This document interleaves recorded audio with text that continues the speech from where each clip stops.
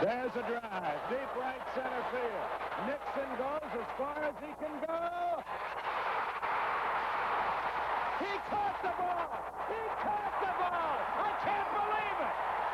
What a catch by Otis Nixon. Ground ball. Hunter's got it. He'll take it himself. They did it. 13 in a row. And look at everybody hit for Otis Nixon in center field. Merker gets the save. The Braves have tied the record. It'll be hard to top last night, but today the quest for a franchise record continues as the Braves take on the Pirates next on TBS.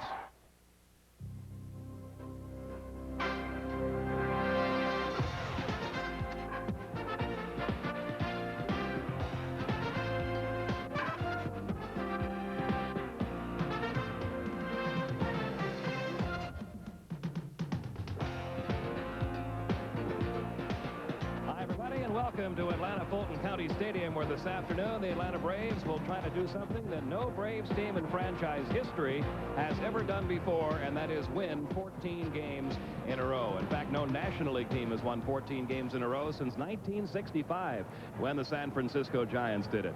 I'm Pete Van Wern, along with Don Sutton. And Don, however long this streak goes on, there's going to be one memorable moment that everybody will talk about, at least for the rest of this year, and that's something that's going to be known simply as the catch. That's right. All around Atlanta, the conversation was about the streak, but more specifically about the catch that kept the streak alive. Let's refresh your memory and replay what happened. Ninth inning, Andy Van Slyke, Al Pena is the hitter. Fly ball to right field.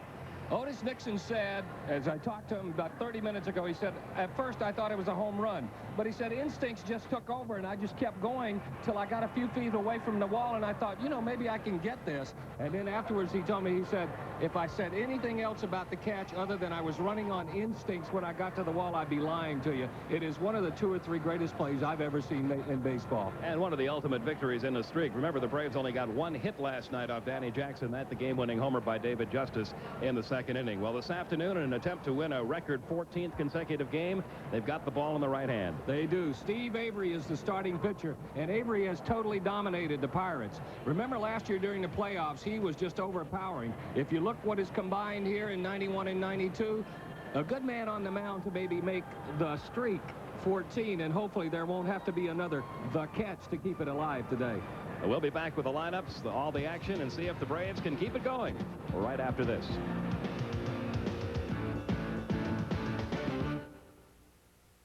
Here it's a playoff-type atmosphere, so pull up a chair and be a part of it. It's the Pirates' final day in regular season play in Atlanta Fulton County Stadium, and here's the lineup they're going to run out there. Leading off for the Pirates, it's going to be Gary Reedus, the first baseman. Jay Bell will bat second. Then it's John Wayner getting the start at third. Lloyd McClendon will bat cleanup. Barry Bonds, the left fielder, will hit fifth. Second baseman Jeff King in the 6th slot. Don Slott will catch and bat seventh. Cecil Espy, playing in center field, will bat 8th, and Paul Wagner from Double-A to the big leagues. It's got to be an exciting day for this young man, his first big league start. Defensively, the Braves will have an outfield of Gant, Sanders, and Justice. The infield is Pendleton, Belliard, Treadway, and Breen.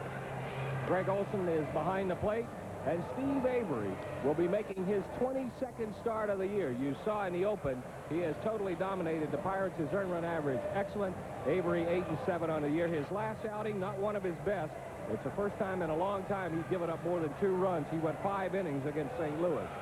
So it's Avery against the Pirates. We're ready to go, and here to tell you about it is Pete Van Weren. Okay, thank you, Don. Good afternoon once again, everyone. Our umpires this afternoon, Brian Gorman calling the balls and strikes. Jerry Lane works at first, Ed Rapawano at second, Jim Quick at third. And Gary Reedus leads it off for the Pirates. Pittsburgh reeling a little bit of late. They've lost 6 of their last 8 games, and their lead in the East is dwindling. They're only 2 games up now in Montreal. 4 up on the Mets, 4.5 up on the Cardinals.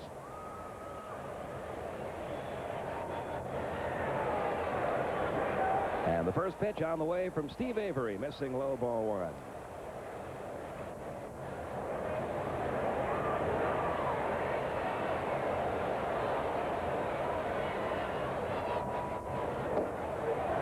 That's in for a strike to count even. 1 ball, 1 strike. Avery As Don told you, has dominated the Pirates the last couple of years. Lifetime, he is 2-2 with a 3.90 earned run average against Pittsburgh. That's out of play, and Avery ahead in the count, 1-2. I think the most remarkable number, and we're not just talking about the 13-game winning streak. We're talking about a string of 47 games. Braves are 37-10 over that stretch. The starting pitchers over a 47-game stretch, 28-6 with an earned run average of 2.03. That's unheard of. It's the most amazing string I've ever seen. Here's the 1-2. Hit on the ground toward short and through into left center field for a base hit. And Reedus with a leadoff single gets the Pirates going. From the Pittsburgh standpoint today, a big first inning could do a lot for them with a young pitcher coming up from Double-A going. Sure, it'd be a lot easier for him to walk out there with a lead to play with. What you want to do, I think, with a youngster, first, we don't know that much about him, his personality, but what you want to do is make that first inning as comfortable as you can. He might be the kind of guy who's thinking, well, what took me so long to get here? Then, on the other hand, he might need a little pat on the back and a little safety net. Well, here's Jay Bell, the shortstop, hitting .255 for the year with 3 home runs. He's 2 for 8 in the series. And the breaking ball misses, low and inside, ball 1. Another sellout here in Atlanta. We've got another sold-out crowd for tomorrow night when Houston comes in. Smoltz against Brian Williams.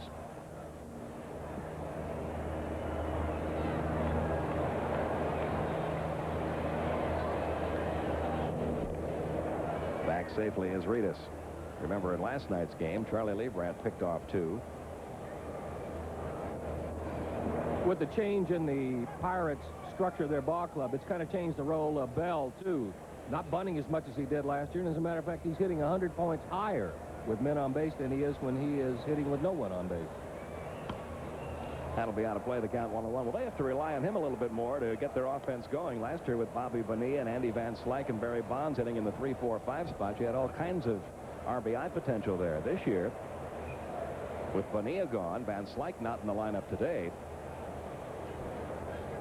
he's going to have to get him to third instead of just butting him to second. That's right. A ball on the strike, the count on Bell. And the 1-1 coming. 1-2 now on Jay Bell.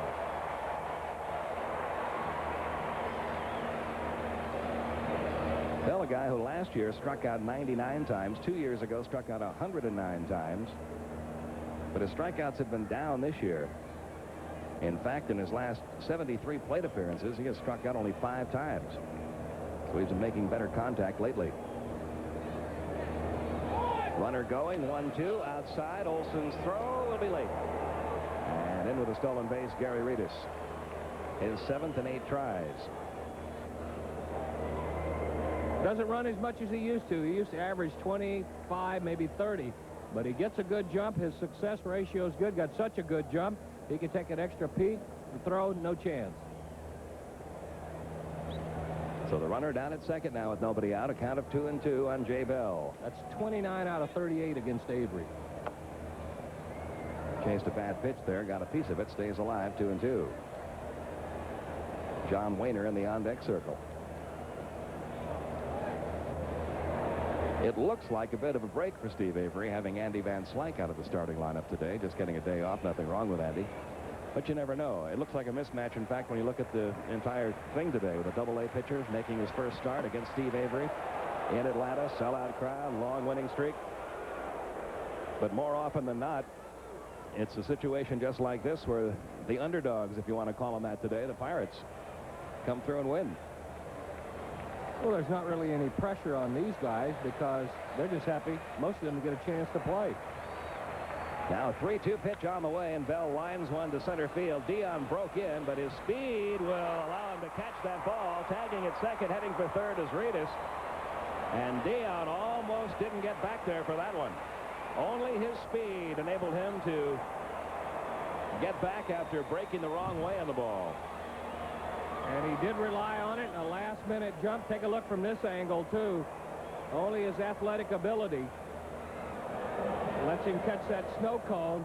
What his misplay did allow is for Gary Reedus to go back and tag up, because if it had gone over his head, he could have scored anyway. So Reedus, instead of going halfway, went back, tagged, and he made it to third. So the runner is at third now with one man out for John Wehner. Third baseman who really helped the Pirates down the stretch last year, hitting just 175 this year. Spent most of the year at Buffalo this year, where he hit 269 with 7 homers and 27 RBIs. And the infield is in for Atlanta here in the first inning. Called strike to Wehner. Wagner must be a lot better pitcher than we know about.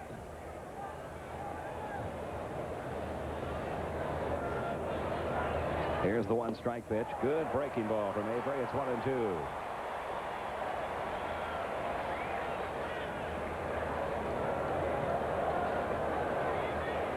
What Greg and Steve should remember right here is that he's shown you that you don't have to throw him a strike. So with 2 strikes, take 2 shots at making him chase something that is not a strike. He went right after him with a fastball and got him looking.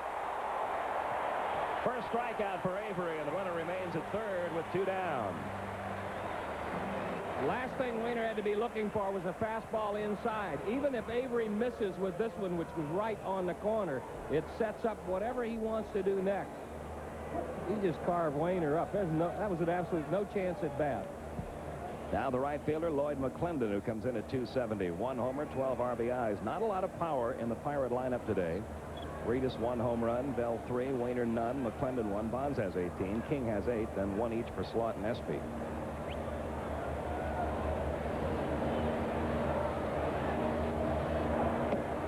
And the breaking ball's a beauty in the outside corner, 0-1.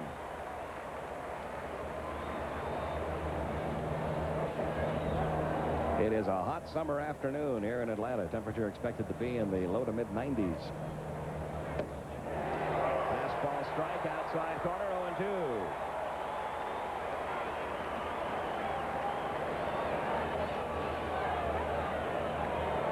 That's how you have trouble scoring runs, and that's how your division gets a lot tighter, as it has for the Pirates. Now a 2-strike pitch on the way to McClendon. He just got a piece of that one. It remains 0-2. Barry Bonds on deck.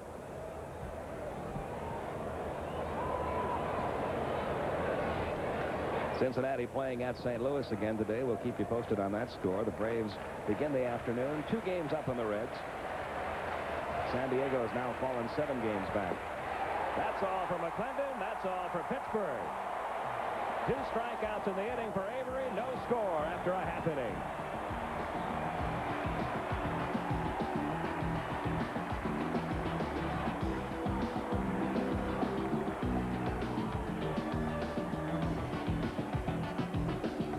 Steve Avery, Pirates fail to score. Braves coming up. Here's the batting order.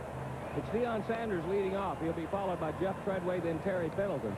The middle 3, David Justice, Ron Gant, Sid Bream hitting 6th. The final 3, Olson, Belliard, and Steve Avery. Defensively, the Pirates will have an outfield of Bonds, Espy, and McClendon. Infield rearranged a little bit today by Jim Leland. Wehner at third, Bell at short, King at second, Reedus at first, Don Slaught behind the plate. And making his first big league start, jumping all the way from Double-A, you see Paul Wagner. Wagner's pitched very well for the Pirate organization in July. He's made 3 starts this month. He's 2-1 his earned run average, just a shade under 2. So it's opening day of a sort for this young man, and you have to wonder how big the butterflies are and if he has a few. I got to imagine they're monarchs. Deion hitting .317, 8 home runs, 22 RBIs. Leading off, Jeff Treadway will follow, then Terry Pendleton. And the first major league pitch of Paul Wagner's career misses low and outside, ball 1. He was warming up for the Carolina Mudcats on Friday night to pitch that game. His manager, Don Werner, came to him and said, "You can't pitch tonight, you're being promoted." There's a foul ball back. He probably thought Triple-A. He thought Buffalo. He was very excited about a chance to go to Triple-A ball. And then when Werner got back to the clubhouse, he said to Paul, "You're going to the big leagues, son, and you're pitching Sunday in Atlanta." Sinking fastball, curveball. He's working on a changeup. We talked to the Pirate people. They said for him to be effective, he has to pitch down in the strike zone. Incidentally, he's the first member of that '89 draft for the Pirates to make it to the big league. He is out of Illinois State University. And Milwaukee, Wisconsin. 2-1 now on Deion Sanders. Here's a guy that they're entrusting him to, a well-respected pitching coach, one of the most respected in the big league. Well, it looks like he's going to get his first major league hitter out as Jay Bell drifts back into shallow left and makes the catch. So Deion Sanders retired. And now Jeff Treadway steps in. Jeff batting 167 since coming off the disabled list. He has a couple of RBIs.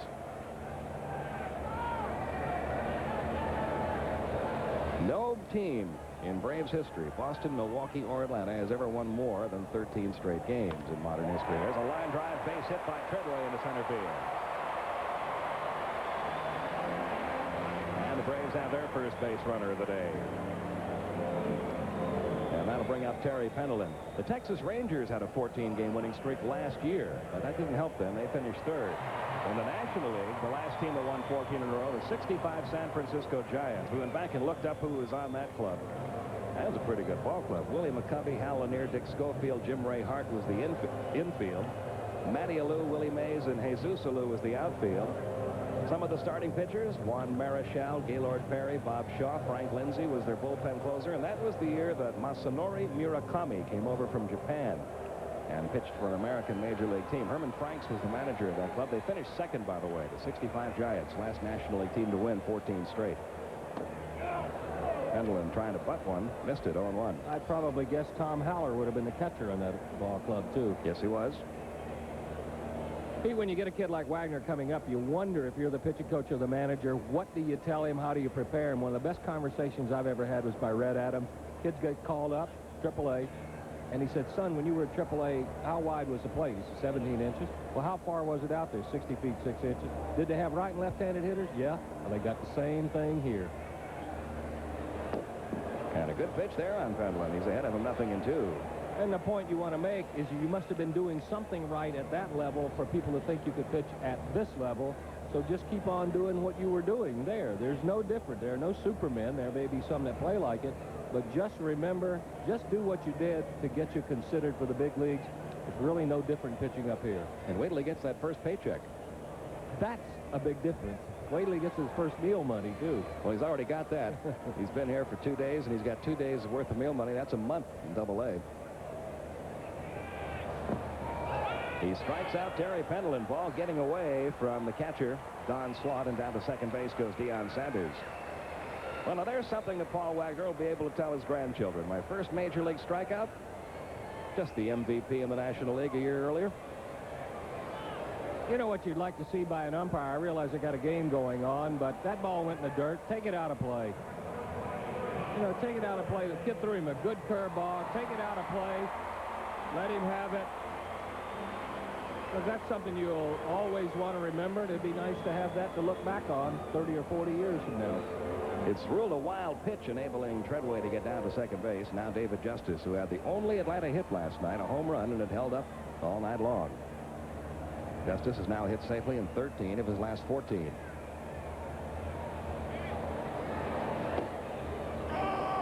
Wagner has a good breaking ball. 0-1 the count. And there's Danny Jackson, who pitched one hit ball for 7 innings last night, went home a loser. 1-1 the count now on Justice. 2 men out. Treadway, the runner, down at second.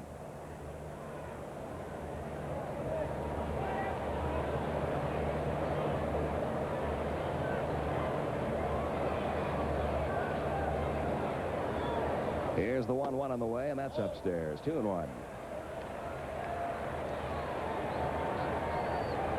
Ron Gant waits on deck.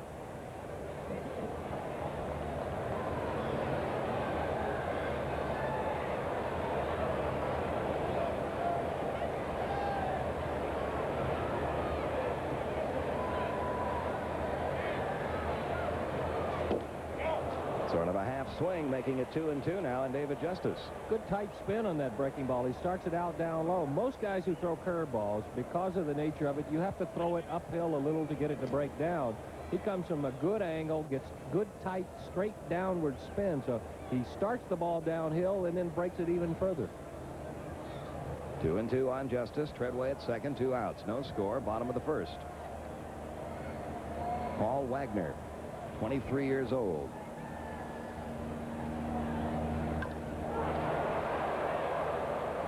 Still 2-2.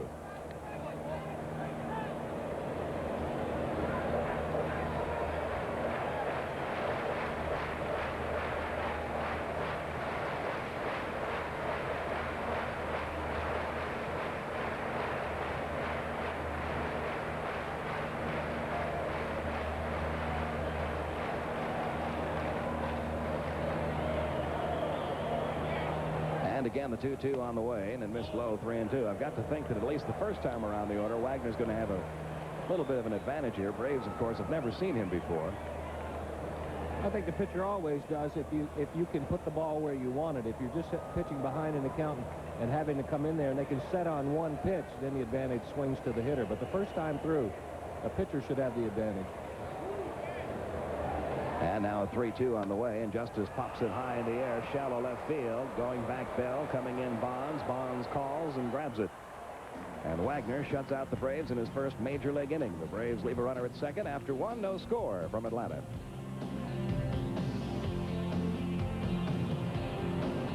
Top half of inning 2, no score, and Barry Bonds, Jeff King, and Don Slaught do up against Steve Avery. Bonds comes in at 307, 18 homers, 57 RBIs.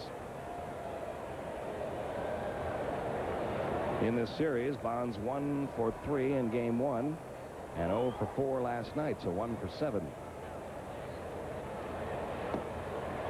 And he takes a strike from Avery, 0-1.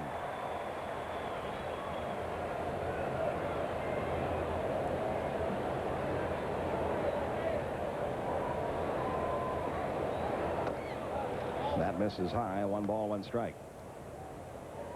Bob Walk, who was the starting pitcher here on Friday night, getting some throwing in these early innings. Many times that's done an hour or two before games, but on Sundays and day games often the team will not take batting practice, get to the ballpark a little bit later, and you'll see starting pitchers down there doing their between starts throwing. Means you could also go in, change your sweatshirt, ice your elbow, and watch the golf tournament too for about half the game. Popped him up right side. Bream. Right near the bag for out number 1. That'll bring up Jeff King. Here's how you put together a win streak, Pete. Overall, you see less than 1.5 runs a game. The starters have been better than their relievers. The offense has been giving them 4 to play with. 4 is more than twice as much as 1.5, so you got to win. So the pitching has been, I mean, we're beginning to sound redundant, but it's the best streak I've ever seen. Well, here's Jeff King. Taking a ball inside. King overall for the year just 196 with 8 homers, 25 RBIs, but he's hit Braves pitching well this year. 321 average against Atlanta pitchers. 3 for 6 against Avery with a homer, too. It's 2-0 now on Jeff King. King playing second base today. Jose Leaned getting a day off. This is not the everyday Pirate lineup. Van Slyke not playing. Leaned not playing.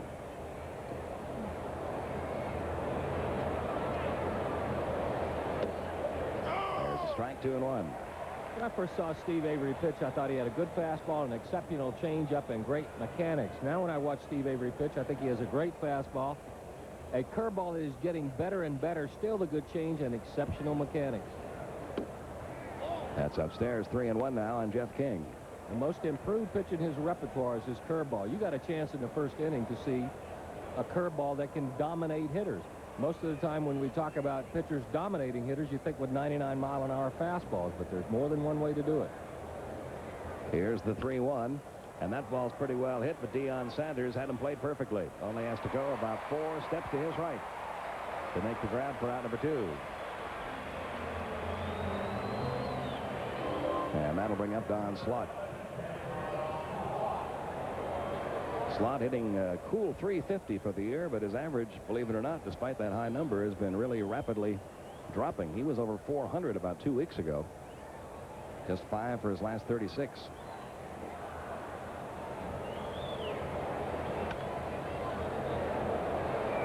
Nothing and 1 the count, and Don Slaught.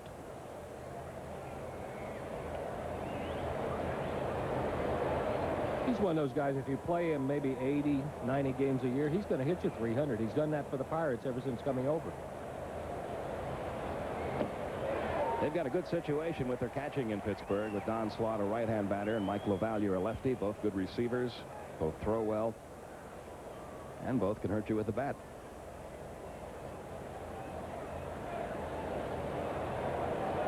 The 0-2 misses. 1 ball, 2 strikes. There's Spanky out there warming up Bob Walk.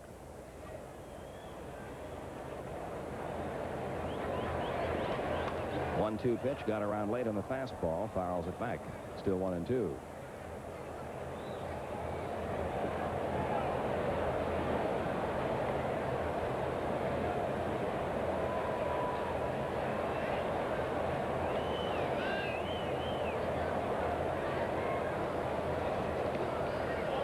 Avery bounces that breaking ball up there. 2 balls, 2 strikes now on Don Slott. The Houston Astros begin their 28-day road trip tomorrow here in Atlanta.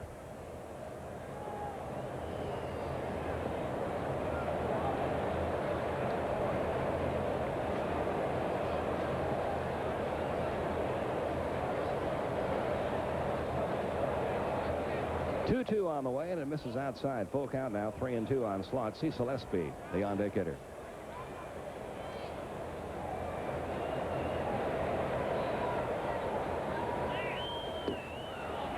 And down to first with a walk goes Slott. That's the first walk of the afternoon issued by Avery.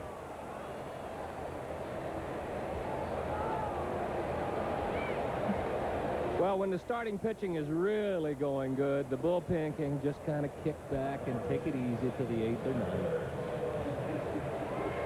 And that's exactly what they're doing. We're not interrupting anybody's nap, are we? Here's Espy hitting .262, a home run, 17 RBIs. He got off to an incredible start for the Pirates this year, especially as a pinch hitter. Now seeing part-time duty.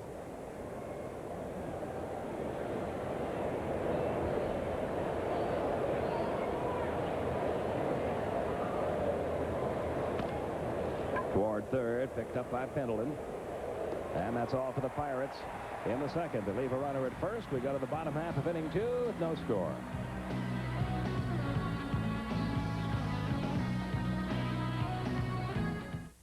Before mentioned, had the play at the wall. Ron comes in well on ball. Something he's been working on is going back. Watch the play he makes here. It's a big one, too.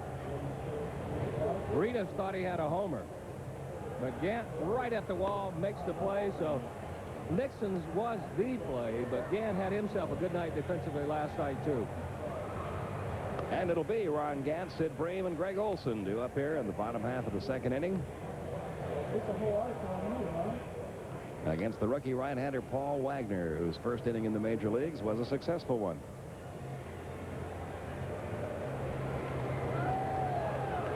Remains to be seen what's going to happen here the rest of the afternoon, of course, but many times managers, when they have a young pitcher making a jump as big as a Double-A to the major league jump, only intend to use them for 5 or 6 innings and then go to the bullpen. Sometimes they go longer. Remember back in the 50s when Carl Spooner got called up by the Brooklyn Dodgers. He went back-to-back couple of shutouts. I believe if you think a guy can go from Double-A to Triple-A and you bring him from Double-A to the big leagues, you got to treat him like a big league pitcher. Here's Gant, 268, 11 homers, 52 RBIs. Didn't mean to. Little check swing roller is going to be handled by the catcher, Don Slott. And 1 pitch, 1 out in the second. And now Sid Bream, who has really picked up his offense of late. Up to 262 now. He's hit safely in 11 of his last 12 games, 28 RBIs. In fact, you combine the RBIs of Sid Bream and Brian Hunter. Hunter has 25. That's 53 RBIs for Braves first baseman this year, just 1 behind Terry Pendleton, who plays every day at third.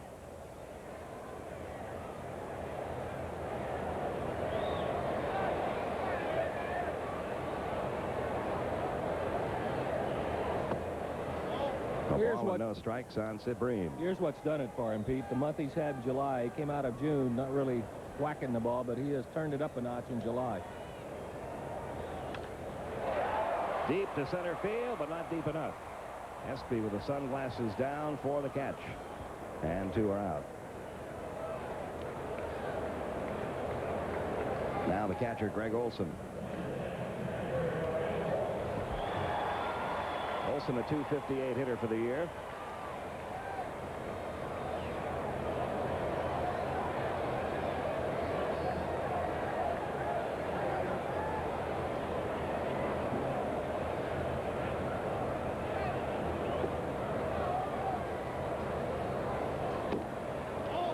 Team ball 1 high. No score, bottom half of inning 2. Braves and Pirates meeting for the 8th time this year. The Braves are up in the season series 4-3. Going the other way, but playing a shallow right, and right there for the catch is Lloyd McClendon, and Wagner has a 1-2-3, bottom of the 2nd. We've played 2 in Atlanta, and we're still scoreless.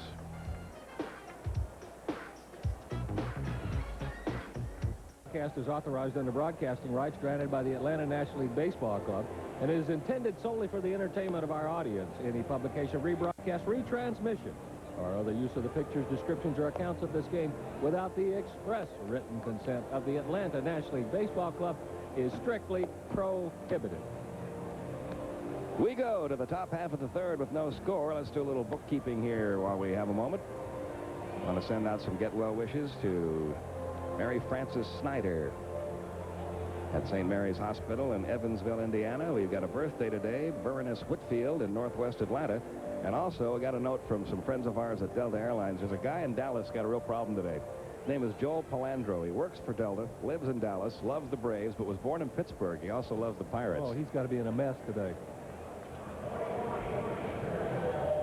Well, one of his stocks is on the rise. Here's Paul Wagner.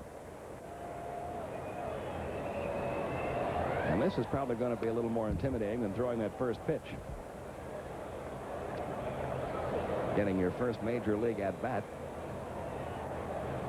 against one of the game's best pitchers.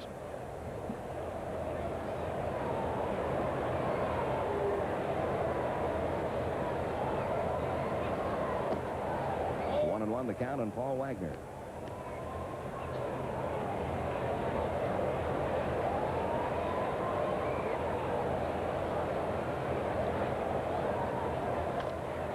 Well, he made contact. That's a start. Pendleton throws him out, 1 away. You know, he actually looked quite comfortable up there hitting, didn't he, Don? Yes, he did. He sure did. Now, I'm not sure. Refresh me. How do they work it in the minor leagues? If you're playing... If you're a National League team, most minor leagues, some may not do this, but some do. The National League teams playing at home, they play regular, the pitcher's hitting. When you play in an American League farm club's home ballpark, the DH is used. So sometimes you use the DH, sometimes you don't, like in spring training in the major leagues. Gary Reed is the batter. He singled his first time up. Not as far as 3rd. In fact, he was at 3rd with only 1 out when Avery struck out Wainer and McClendon to get out of the inning.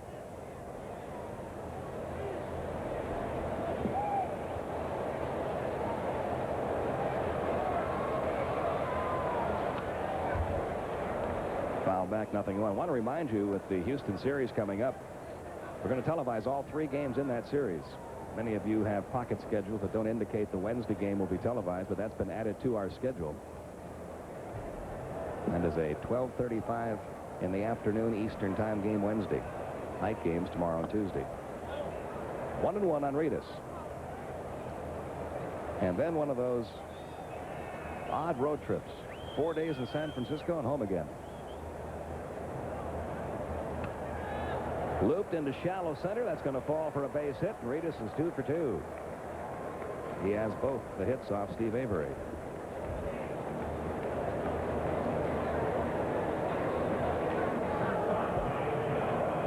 Now Jay Bell, who fly to center his first time. When you're struggling generating offense, sometimes you see managers go to the hit and run, try to put a play or 2 on maybe quicker than they would normally. The Pirates obviously not a 3-home run offense anymore, so wouldn't be surprised to see them put some hit and run action on here. And they've got him picked off with a good throw. Breen down to Belliard. Pirates have been running into that this entire series. Leibrandt picked off 2 yesterday. They're getting a little over anxious. They were going to go on first movement. I'll bet you it was a hit and run. Watch this. As soon as Avery starts up, he's gone. That's the best thing you can do if you're picked off. Keep going. Breen stepped inside. His throw chest high to Belliard. He had all day to make the tag. Now Avery can concentrate on Bell with 2 outs and the base is empty. Ball 1 the count on Jay Bell. Well, I think your point is such a key one, Pete. Wait till after the pitch. And it's drilled to left but right at Gant. And it's a 1-2-3 inning of sorts for Steve Avery, picking off Gary Reedus. Still no score, going to the bottom half of the third.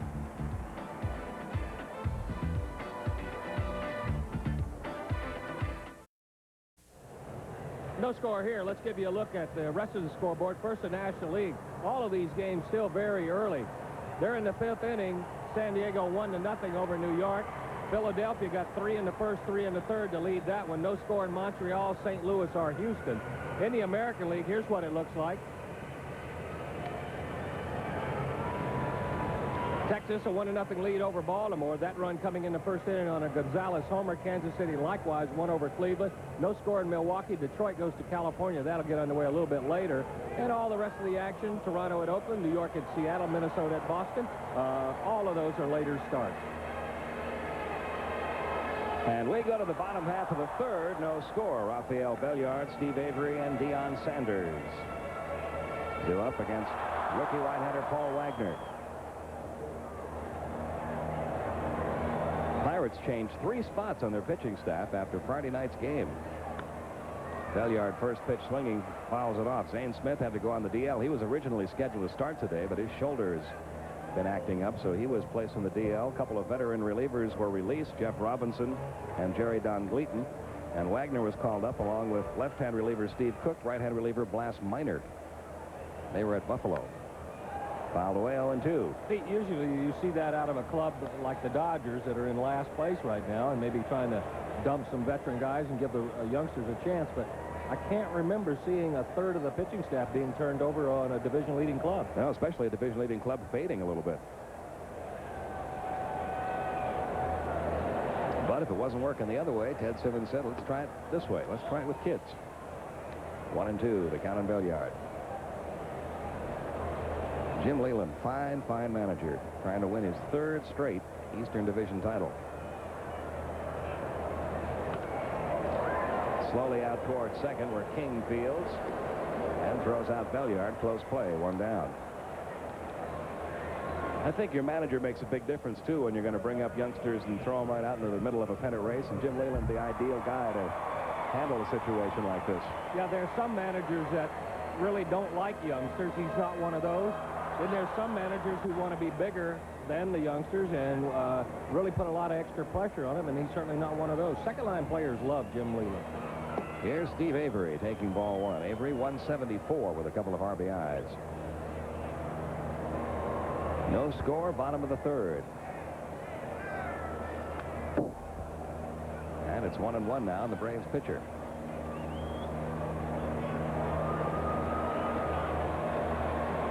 Jim Leyland's like a guy. See, there are a lot of guys born on third base who think they hit a triple to get there.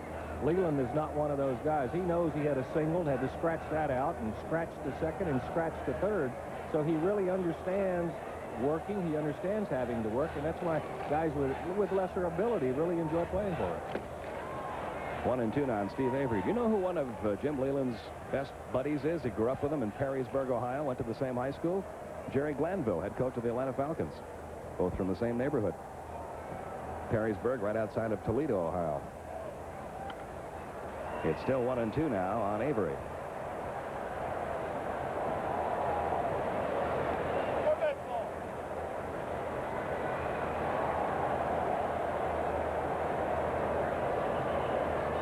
Off the field, though, Jim dresses a little more conservatively than Jerry.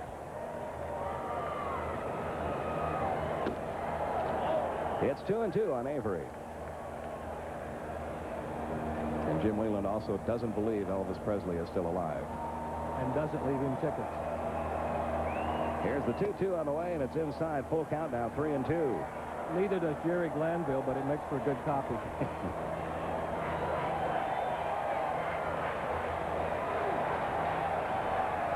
Here's the payoff pitch now to Avery, and he walked him. First walk of the game issued by Paul Wagner. And now we'll see if the Braves have any more luck with Wagner second time around. Deion Sanders will be the batter. He popped out to short his first time. Story in the Atlanta newspaper this morning, Deion's agent a little suspicious that the Braves and Falcons may be guilty of collusion in their contract offers. And they are saying that right now, if nothing changes, Deion will leave the Braves on July 31st and report to the Falcons. I think that would be a big mistake. Well, never mind. How would I know I'm not there? There's got to be a lot on his mind and a tough decision. But I think all of that was probably posturing. He is negotiating. And is getting close to the deadline. That's right. 1 out, a runner at first. Avery will not be held over there.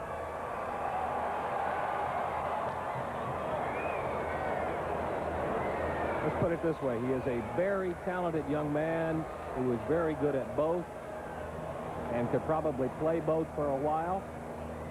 And if he picks one over the other, he'll be very good at that too. But right now, he's probably trying to use one against the other to get the best dollar possible. And I think if you really wanted Deion's honest answer as to what he'd like to do, he'd say play both.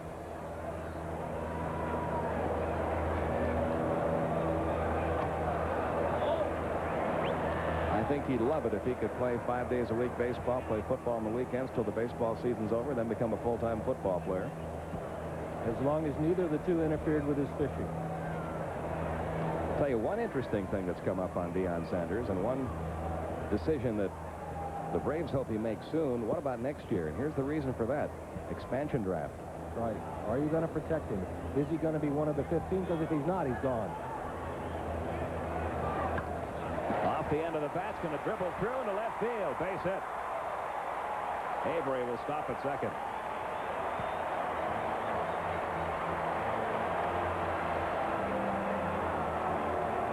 Changed speeds on him. Deion was out in front of this right off the end of the bat. Watch the kick on this inside-out spin. But with his speed and what he is learning more and more, if he just puts it in play, he's going to get a lot of hits. So they're at first and second now with one man out. That was the second hit off Paul Wagner, and Jeff Treadway will be the batter. He had a base hit his first time up.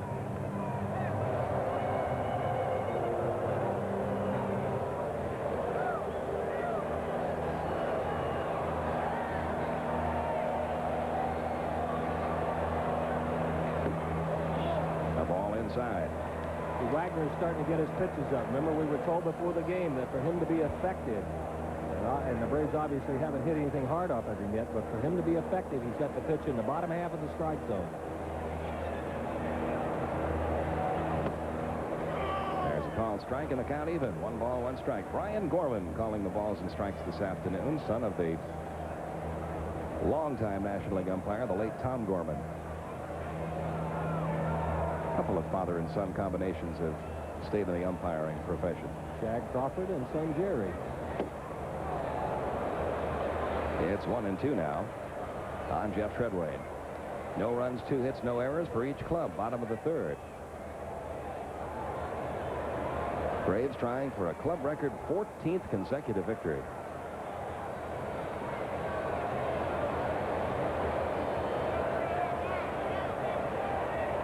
Here's the 1-2 on the way. Ground ball right side. It gets by King. Base hit right field. Avery gets the green light around third. McClendon's throw home. He's safe. 1-0 Atlanta. It looked like the throw had Avery beat. But a good slide got Steve in safely. Here's the ground ball off Treadway. They were cheating him up the middle. But the thing that makes this play, McClendon's throw is there in plenty of time. But Avery with a good slide. Watch where Slaught is planted. The plate is blocked off. But Avery, backdoor, catches it with his leg.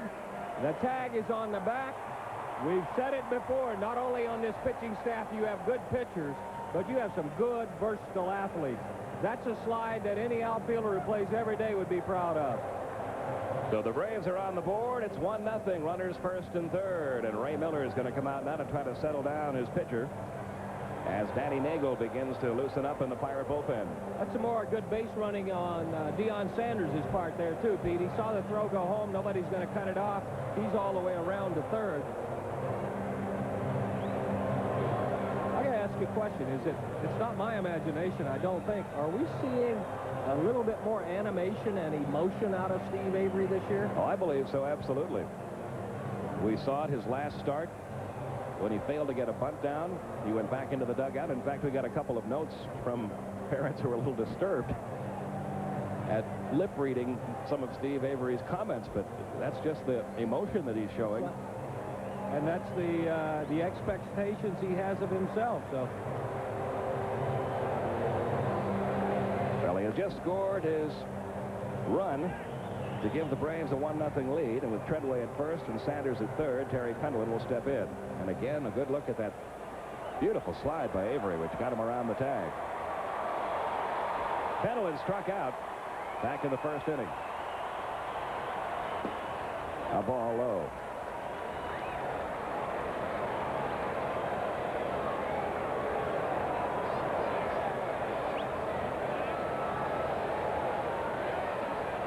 The RBI for Treadway was his third of the year.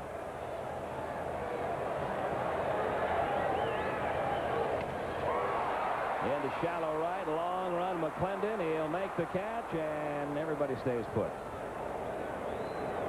Not deep enough to score even a runner as fast as Dion. So two are out now with runners first and third, and David Justice will step in. Justice fly to left his first time. you know, Dion might have been able to score on that if he had done what you're taught to do always. That's anytime a ball is hit in the outfield, go back and stand at the bag. Your first instinct on a liner like that is to take off and score because you know maybe it's going to be a base hit. He starts down the line, now got to change direction and go back. And McClendon just took a quick look, and by the time he reversed, McClendon has a pretty good arm. I believe he would have gotten him. So now we'll see if Dion can trot home on a base hit from David Justice with 2 outs.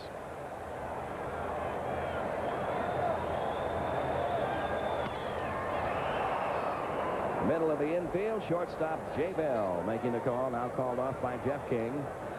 And that'll do it for Atlanta. So Wagner did some pretty good pitching there. He had runners first and third, the 3-4 hitters coming up for Atlanta, and got out of it with no further damage. But the Braves are on the board. They get 1 and leave 2 after 3. 1-0 Braves.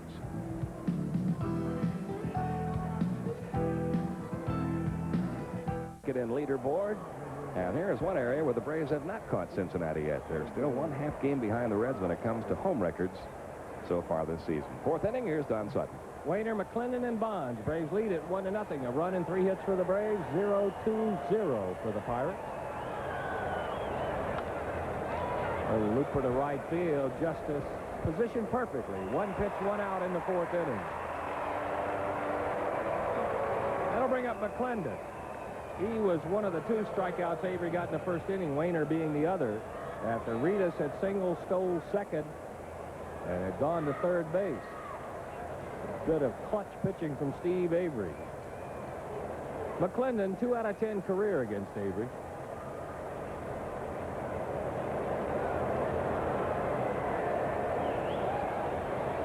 Pirates got him from the Cubs back in late 1990.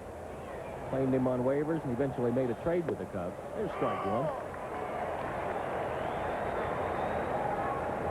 Originally started out in the Mets organization. He was part of a trade that brought Tom Seaver back to New York from Cincinnati. Changeup is there. Quickly 0-2. Charlie Palaio, Jason Felice, and Lloyd McClendon going from the Mets to Cincinnati. Back in 1982 for Tom Seaver to go back to the Mets.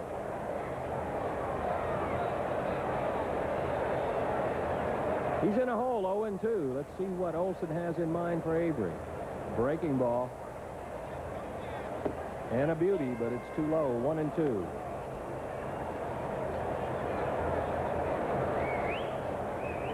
McClendon, right around 250 for his career, but since coming over to the Pirates, he's hitting almost 300. On the ground. Belliard will have to hurry. Does. Got him.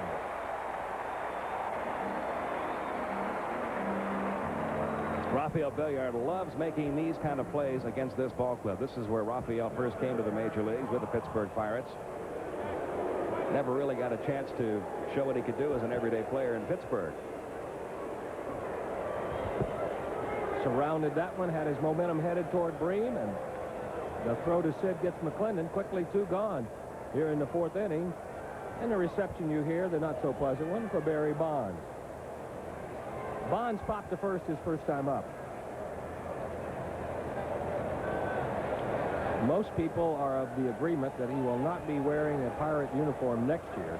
It's a strike at the knees. Good Avery fastball. I guess the only question is, where will he be wearing the uniform? Number 1 pick by the Pirates back in June of '85. Looks at a high fastball. It's 1-1. His last 2 years have been spectacular. He's the kind of guy that has averaged better than 150 games a year for the Pirates. It must have been low. It's 2-1. 150 in '87, 144 in '88, then 159 in '89, followed by 151 and 153. Curveball, strike 2. So not only is he a guy who puts numbers up there, but he goes to the post.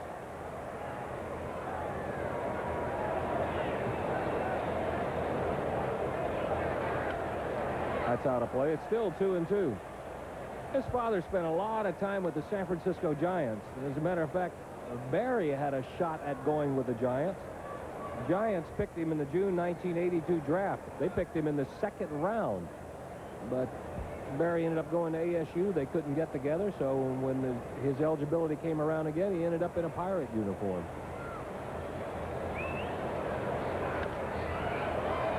A chance for Gant. Long run, foul territory, but he got there. Another nice running catch for Ron Gant, and another 1-2-3 inning for Steve Avery. Wayner, McClendon, and Bonds go in order. Bottom of the 4th coming up. Braves lead it 1-0.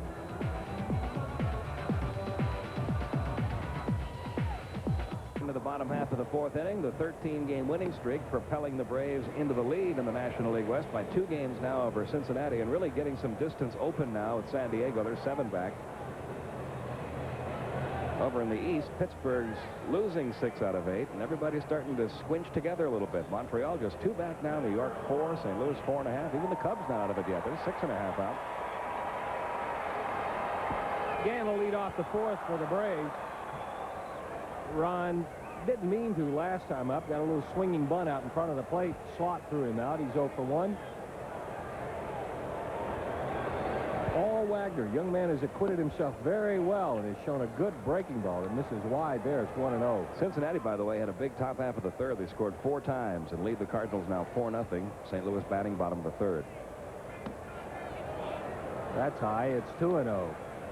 L.A. picked up a couple. They lead Montreal. I'm sure that's of interest to Pirate fans. They lead them 2-0.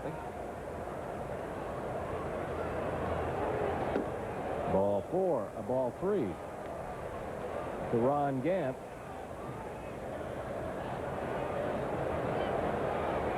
Wagner has shown pretty good control. He's only walked 1 to this point.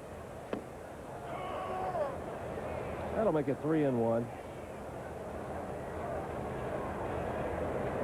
Gant hasn't started every ball game this year for the Braves, but he has played in every one. He's hitting right at 200 for the last month.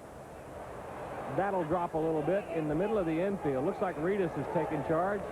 He does. He's got it. So after falling behind 3-0, Wagner comes back and gets the leadoff man in the Braves half of the 4th inning. That's another newcomer that was called up by Steve Cook. Pittsburgh. Steve Cook just reported from Buffalo yesterday. Here's Sid Bream.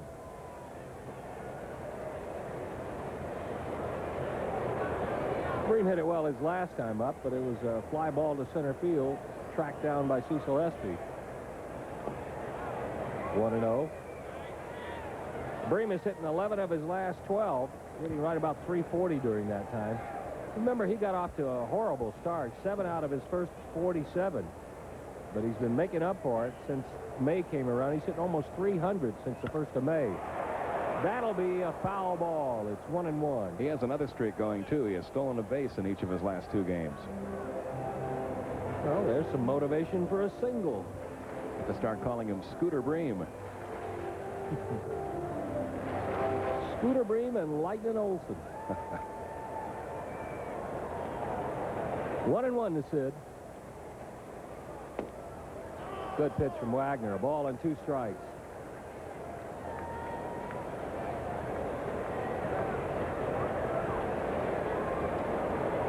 There's Greg Olson waiting on deck.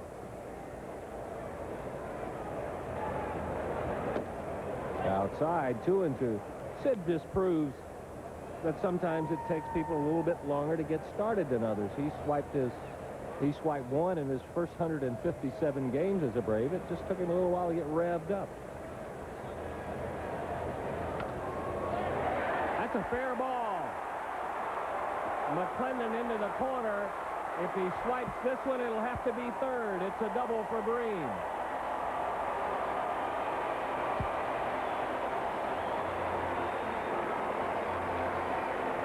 One obvious change in Sid Bream's game the last couple of weeks, and he's now hit safely in 12 of his last 13 games. His bat is quicker now than it was earlier in the year.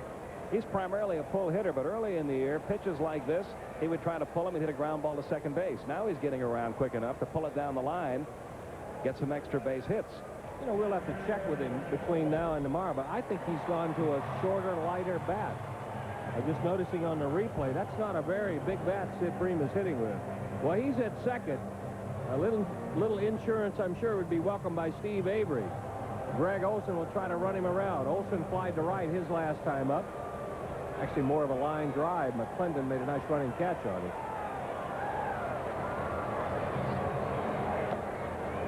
Nice stop by Slot. 1-0 to Olson. Olson had a 6-game hitting streak coming into last night's game. He went 0 for 3. Since the middle of June, Greg hitting right at 340 to push that average up near the 260 mark. Another chance for McClendon. He's got it. The tag by Bream. The throw from McClendon cut off.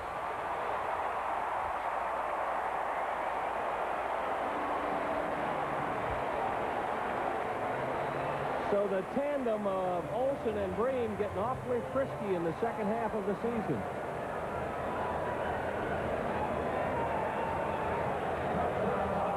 Sid's at third, and Belliard will try to drive him home with 2 outs. Talk about people hitting. It's easy to overlook what this little guy's done with the bat. He's 8 out of his last 21. Remember, for a while. And some big hits among those 8, including a couple of game winners. Ball 1 misses outside. And he picked up 4 or 5 of those 11 RBIs on the last road trip. They shade him around to right field. McClendon not more than 30 feet off the line in right. Shows bunt, takes it outside 2-0. Look how close McClendon is to the right field line. Also how close he is to second baseman Wainer. You could fairly well make a safe guess they do not expect Rafael Belliard to pull the ball. The looper, foul. Almost dropped a top spin lob in there. Bream will go back to third. Belliard will try it again. It's 2-1.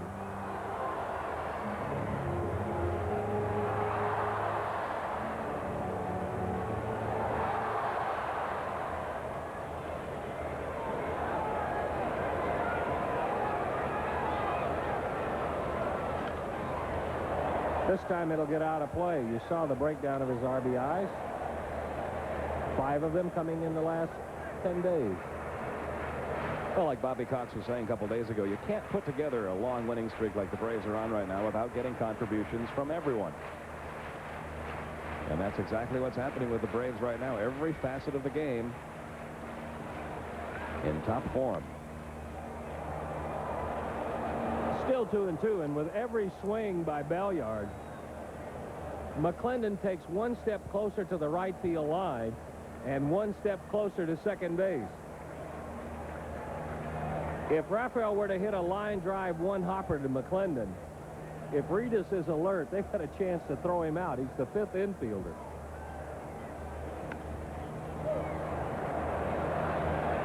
Let's see if he takes another step in.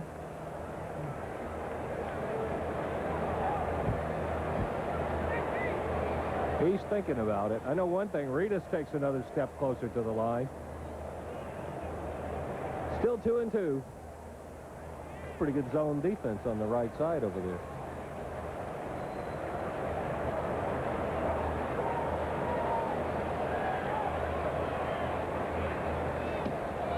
Lays off the breaking ball. Full count. 3 balls, 2 strikes to Rafael Belliard.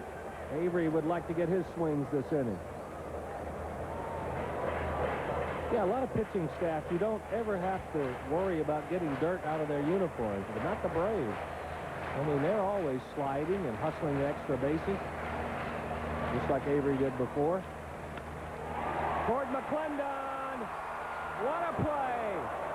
McClendon had just moved one more step closer to the right field line, and Belliard almost got it past him. He may be hurt. Take another look and see how he lands. Good play by McClendon. He lands on his left wrist. Looks like he's going to be okay. Braves get him as far as third, but leave Sid Bream standing there thanks to this play by right fielder Lloyd McClendon. We'll head to the 5th. Atlanta 1, Pittsburgh nothing. At 1-0. Pirates coming up top of the 5th inning. Pete Van Weer and Don Sutton with you from the stadium in Atlanta. We have ourselves a new center fielder. Otis Nixon has come in place of Deion Sanders. We don't know if there's anything wrong with Deion. Remember, he has been battling the flu bug. Yeah, and in heat like this, and we mentioned it's going to be a 93, 94 degree afternoon. Down in that field, it's more like about 110. So just coming off a 2-day bout with the flu. Nixon is in center. Leading it off, it'll be King. He'll be followed by Slot and Espy.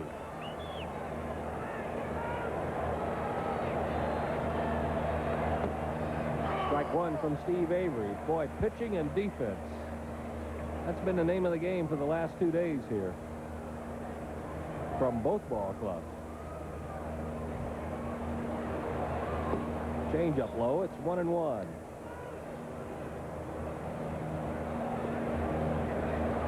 King at 195, 8 homers.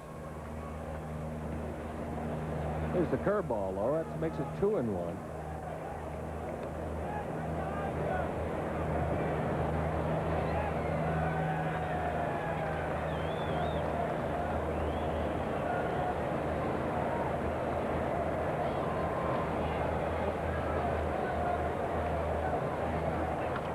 On the ground, Belliard fills the hole and throws out King. Another nice defensive play by Rafael Belliard. And boy, we have seen plenty of great defensive plays made by both sides in this series.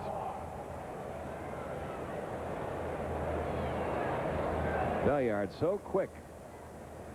How many balls in the hole do you see Belliard field like that instead of having to make a backhand pickup on? A lot of shortstops have to backhand a ball hit like that. Here's Slot. He takes ball 1 outside. How do they ever get a ball through that hole over there as quick as Pendleton is to his left and as quick as Belliard is to his right? Well, they don't get many, and that accounts for the good pitching.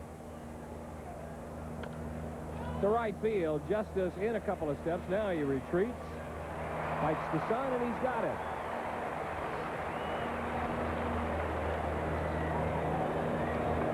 That's 9 in a row set down by Avery.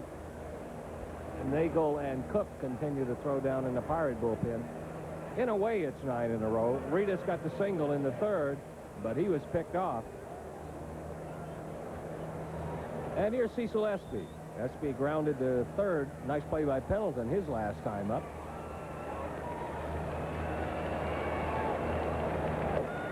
Strike at the knees.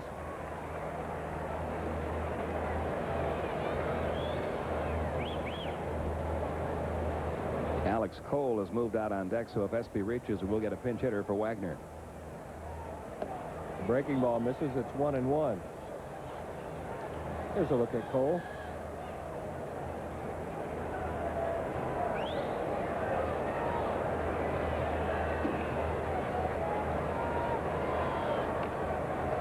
Grounder foul. It's 1-2. Espy started in the L.A. organization, but he was a part of a trade back in '85 that the Dodgers packaged and sent to Pittsburgh when they were looking for Bill Madlock. The package was made up of R.J. Reynolds, Cecil Espy, and Sid Bream. Eventually, Texas picked him out of the Pirates organization, but he came back there this winter as a minor league free agent, went to spring training as a non-roster player. That's out of play. It's 1-2. Funny story about him last year is his dad's a former ball player, had a little bit of time in the major leagues, some of it with the Dodgers, and the Dodgers were going to invite him back for one of the old-timers game, but this Cecil Espy got the invitation. He did? They sent the invitation to the wrong Cecil Espy. His dad is now a scout for the Cardinals. 1-2. Off the fifth out of play. Still 1-2. Well, they gave up a lot to get Bill Madlock with the Dodgers. Because Espy is hit right around 250. It's that kind of day here in Atlanta.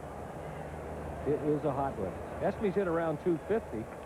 R.J. Reynolds had some productive seasons, and you know what Sid Bream is still doing.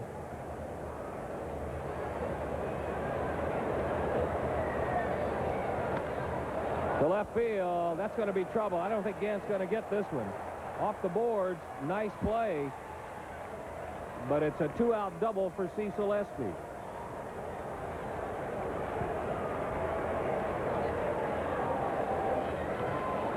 His sixth double of the year. You don't very often see him pull a ball like this. That wasn't that bad a pitch either. Breaking ball down and in. He went down and got it. And Gant plays it nicely off the wall. Was thinking about throwing to second, but Espy has good speed. Got it down there easily. And as we suspected, Cole will pinch hit for the pitcher Wagner. Well, he's probably disappointed not to still be out there, but all in all, the kid acquitted himself very well. He'll get another chance. Cole 0 for 1 as a pinch hitter. Ball one misses outside.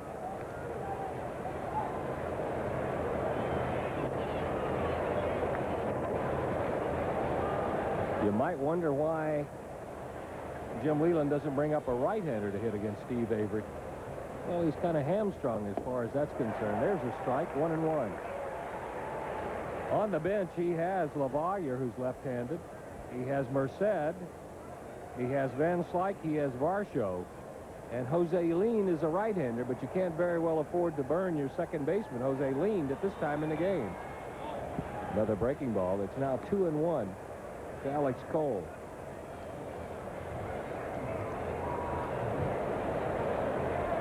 Cole is a burner. He can run. Pirates got him from the Cleveland organization. Good fastball. Count even, 2 balls, 2 strikes.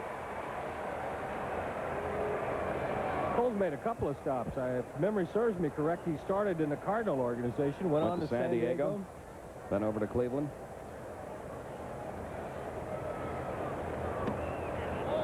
That'll make it full, 3 balls and 2 strikes. I think when the Cardinals signed him initially, they envisioned another Vince Coleman type player who could steal close to 100 bases a year. He's got that kind of speed, but getting on base has been the problem. Avery, 3-2 the count.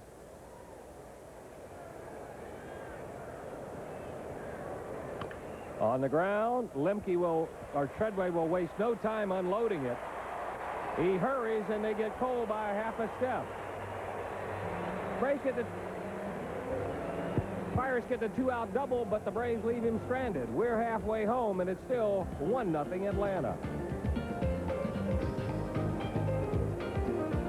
Inning, Denny Nagel on to pitch. Paul Wagner, considering the circumstances, I think did a bang-up job. Should be very proud of himself, Joe. You know, he wasn't even in spring training with the Pirates. He didn't even get a look at some of the big league hitters as a non-roster pitcher, and I was very impressed with his poise. Seemed to move the ball in and out, and he gave up a couple of bloop hits after the walk to Avery back in the 3rd inning that led to the run. I was impressed with his work. So Nagel gets the call out of the bullpen. Atlanta on top 1-0, trying to make some history here. Nagel 3-5, a 4.65 earned run average.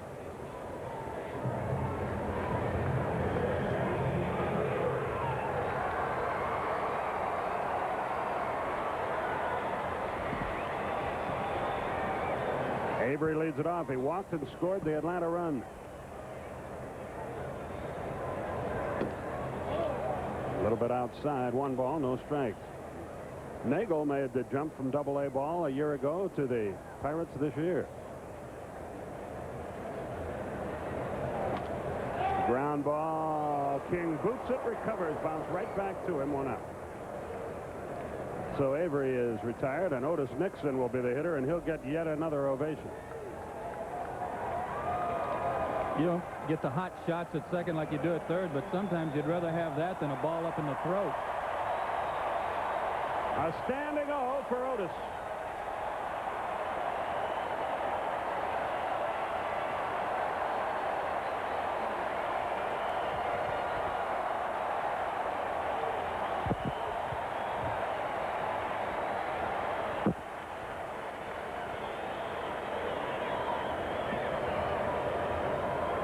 Dion hurt his hand again in the third inning when he got that base hit. Here's a pretty good bunt, but Nagel's a good fielder.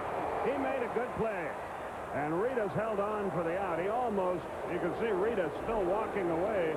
He really got handcuffed with about an 85-mile-an-hour fastball from about 40 feet away, but he held on, 2 down. This was a case of the ball just finding Ritas' glove. Nagel does a 360 here, so Ritas can't see the ball coming out. He just barely was able to hang on. That is scary as a first baseman. And now Mark Lemke is going to hit for Jeff Treadway, who was 2 for 2. We're going to be short on people if this game gets into extra innings.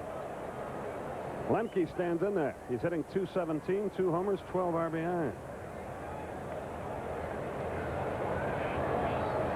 With the left-hander in there, Bobby Cox makes the move.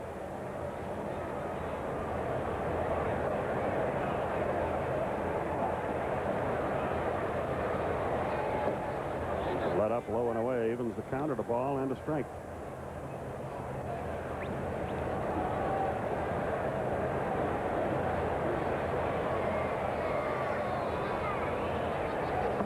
Fastball low and away. It's 2-1. 2 out, nobody aboard.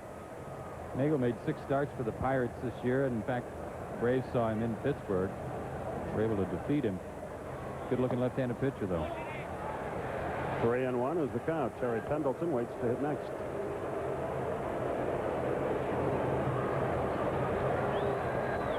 Cincinnati is handling the Cardinals 4-0 in the middle innings of their game at last report. Here the Braves lead 1-0.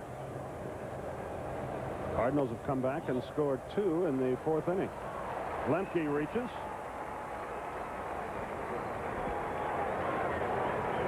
Nagel issues his first pass, and Pendleton turns around and hits from the right side. He's a .341 hitter right-handed, .271 left-handed.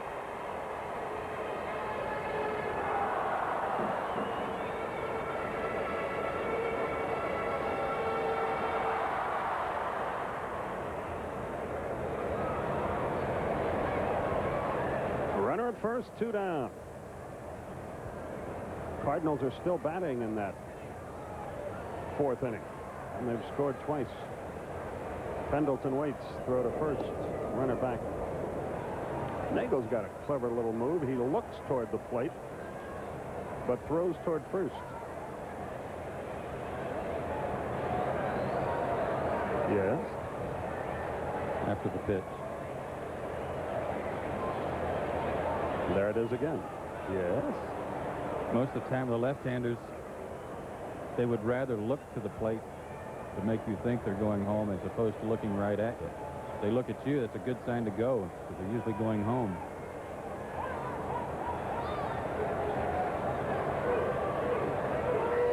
There's a balk. Jerry Lane called it. Hey, that's something. After the Pirates complained yesterday that Charlie Leibrandt was doing that very same thing, bringing his foot, his right foot, back across the plane of the pitching rubber. And here it is, the Pirate pitcher that gets caught for it. You cannot bring that right foot back across behind the pitching rubber. You can if they don't notice it. I think that might have been proven last night. And you can if you want to go to home plate, but you can't if you go to first. I'm just looking out at Lloyd McClendon. He is a picture of disgust in right field. He's like, what is going on?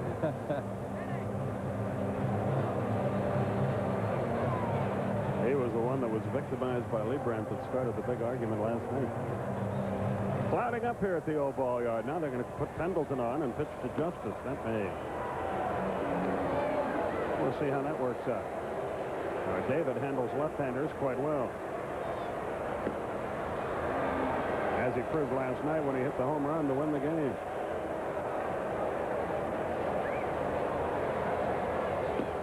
By the way, I wonder what happened to all those people that were booing David Justice early in the year. Did they have their tickets taken away, or is it the same people that have just changed their minds? Yeah, well, they still have their tickets. They're just not allowed to buy peanuts anymore. Oh, maybe that's it.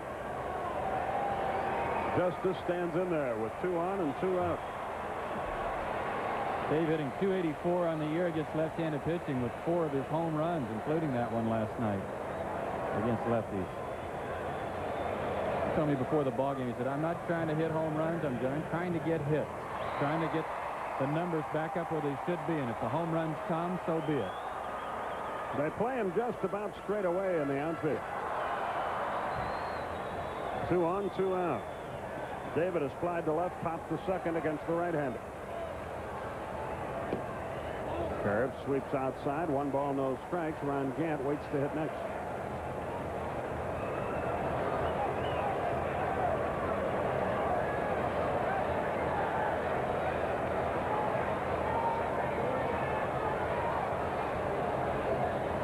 The pitch.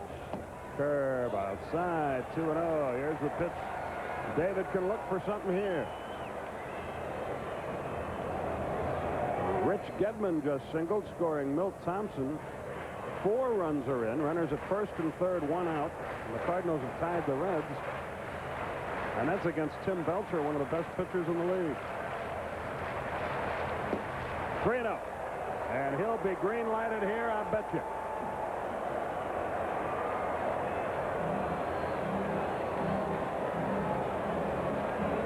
Lemke at second, Pendleton at first. Gant on deck, the 3-0 pitch. Now he's taken, and it's 3-1. He might have had the hit privilege, but he didn't get what he was looking for. And that's a good sign for Dave Justice, too. Bobby lets his guys, especially his middle part of the lineup, hit 3-0. But you've got to shrink that zone. You've got to really make it small and look for 1 pitch in 1 spot.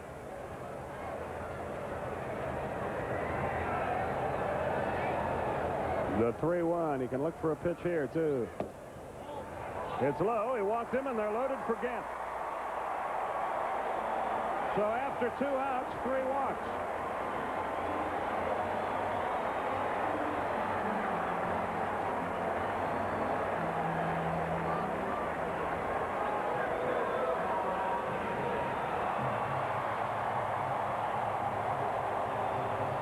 A runner at every base. Gant has been thrown out by the catcher and popped to first right at the mound. This is something that really drives Jimmy Leland crazy, as it does most managers. But to bring a pitcher in and the middle part of a ball game to try to hold a team and to come out and start walking people, although one of them was intentional. But 3 total in the inning. A runner at every base. There's a strike right in there, 0-1. Gant was going to make him throw a strike, and Nagel responded.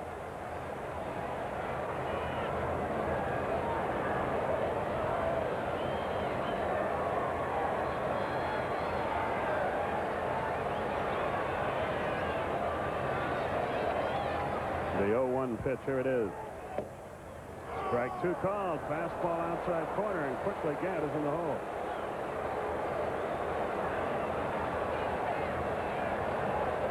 Bonds is camped on the left field line. A lot of room in left center and right center for Gant.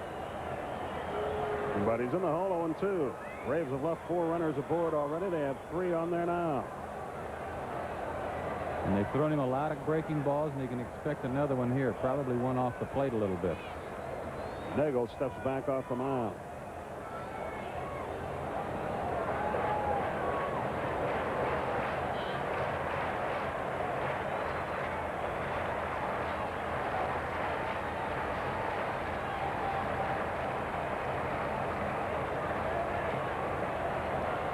The 0-2 pitch. Swung, and there's a drive to left. Back goes Bonds. He's there, and the inning is over. Boy, he flirted with a grand slam. He hit that ball hard, but not quite hard enough. And Nagel gets out of a mess in the 5th. No hits, no runs, no errors, but 3 big runners left at the end of 5. 1-0 Atlanta.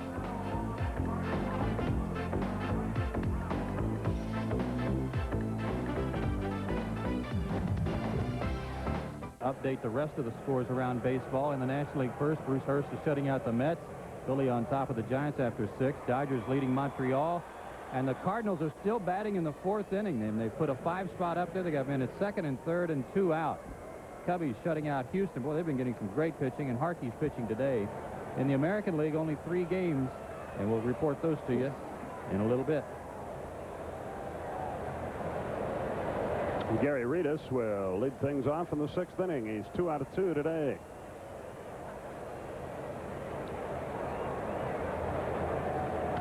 Ground ball to 3rd. Funny hop, but Pendleton has it. Boy, he can play 3rd base as good as anybody. 1 down. The McNeely family, including young Thomas from Columbus, Georgia here, rooting for the Braves. Thomas in the Challengers Little League program down there. The thing that makes a good 3rd baseman are the guys that don't panic when they get those funny hops. And Pendleton just handles them like the routine. Jay Bell is the batter. He's got nothing to show for 2 line drives, 1 to left and 1 to center. It's really clouding up here. Thunderstorms are in the forecast, but it's supposed to be scattered. 0-1 the count.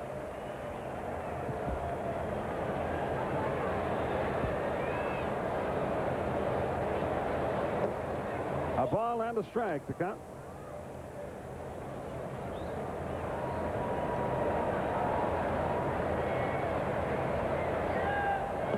He didn't get it. 1-2. Avery has pitched a masterpiece.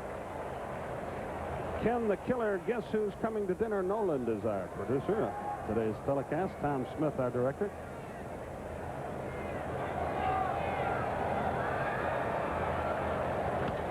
High pop. Sid Bream, glasses gleaming, in foul territory. 2 down. And Wainer will be the hitter.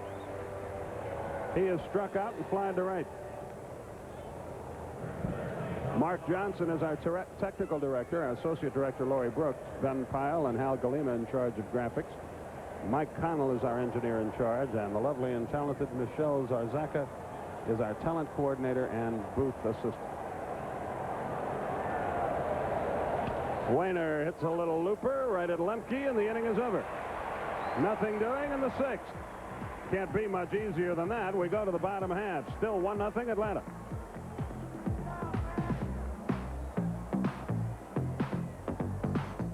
Future is so bright, they've got to wear.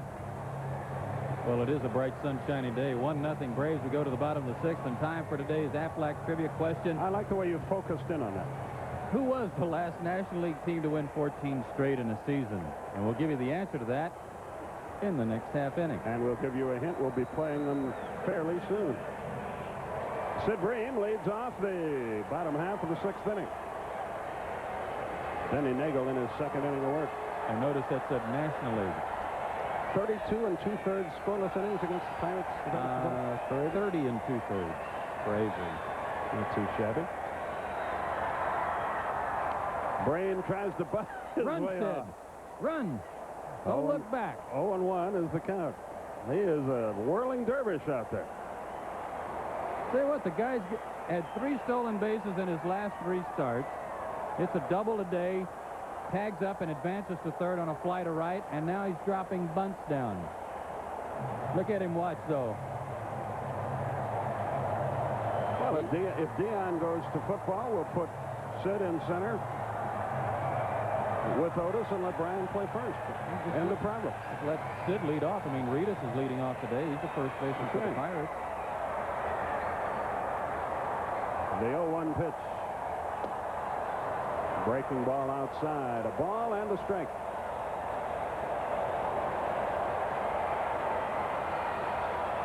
One 0 Atlanta, our score. Braves seek their 14th straight. Bream steps out to let the wave splash by.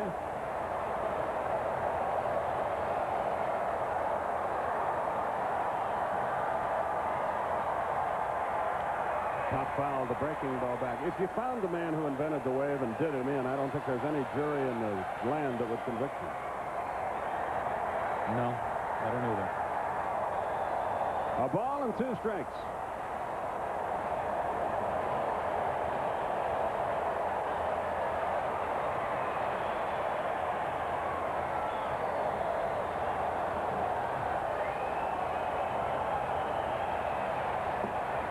Got him with a breaking ball. Bream out on strikes to start the bottom of the 6th. Nagel records his first. He gave up a strike on the bunt attempt, put him in a hole a little bit, and then Nagel was able to get him to chase that breaking ball. Greg Olson is lined to right and fly direct.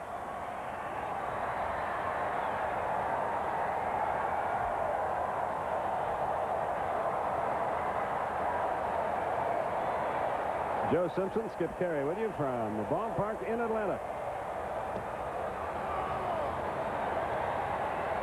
U.S. slipped by Angola in Olympic basketball 116-48, we understand.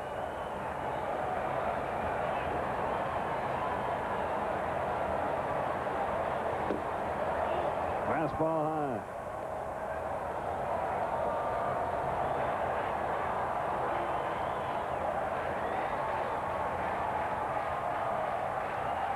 A ball and a strike. High drive, center field. SP going back, though. Olson's hitting the ball well, but he's got nothing to show for it. 2 down.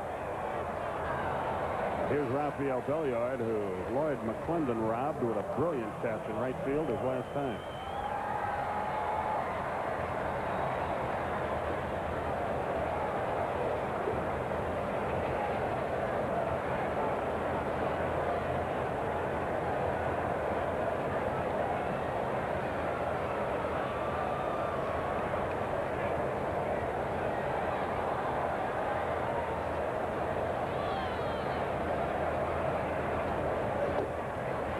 Rank at the knees.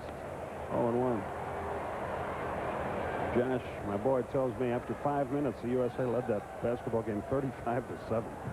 Wow. Pulled foul by Belliard. 0-2 the count. Recount the story you told on radio about Belliard and Bobby Cox. Well, I was talking to Bobby yesterday about how Belliard loves to jump on that first pitch thrown to him, and I was talking about the comment I made on TV a couple of nights ago about sometimes he needs a parking boot on his bat. And he said Rafael has such a great humor about his hitting. He said the other day he came back to the dugout, he struck out, and he said, "I hopeless. I just hopeless." He's been a big cog in this team's success, though. And he's gotten some big hits. Not that many, but the ones he's gotten have been big ones. The 1-2. Outside, 2 balls, 2 strikes. And for him, it's not how many he drives in, but how many he saves. And he saved a bunch. You look ahead to that 15 guys you've got to protect for expansion, and you really wonder about this fellow. Foul to the screen. 2 balls, 2 strikes, because when your stock and trade is good pitching, you have to have good defense. We were talking, too, on radio. Everybody talks about the great additions of Pendleton and Bream that John Schuerholz made. They sort of forget about Belliard. Boy, he was the glue on that infield.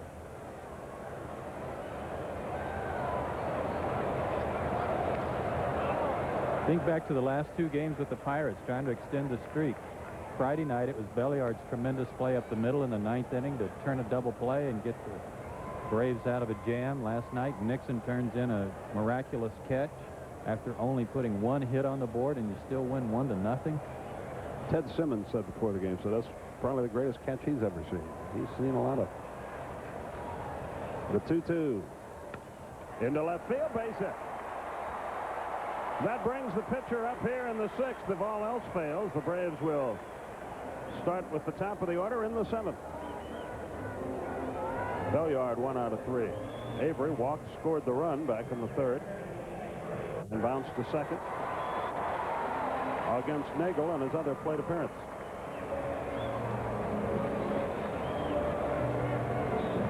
One of the first times all year Steve Avery has been pitching without long sleeves. I noticed Nagel's out there with long sleeves in this heat and humidity. There's a little bit of a breeze, but he's worked up a pretty good lather. It is brutal on that field. There's a strike on the outside edge, 0-1. Bill Verdon looks on. He's the dugout coach for Jim Leyland and rumored to be the Colorado Rockies manager. A ball and a strike.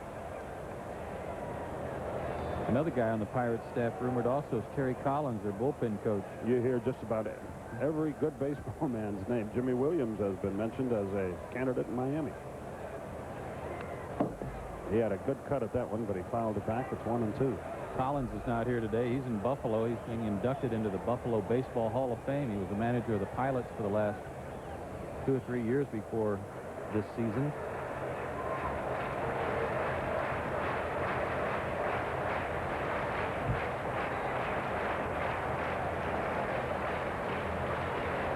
The 1-2 pitch.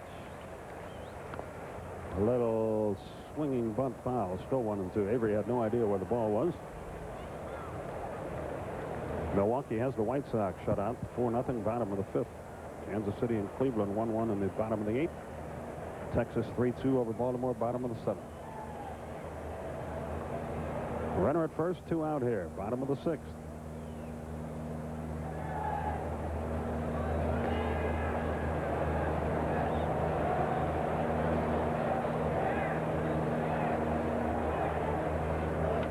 Line center field, base hit. Belliard will stop at second. So 2-out trouble again for Atlanta. They loaded the bases with 2 out in the 5th, failed to score. Steve will battle you at the plate. He gets a good hack at this fastball and almost took a piece of Nagel with him as he lined it right back through the middle. Good swing.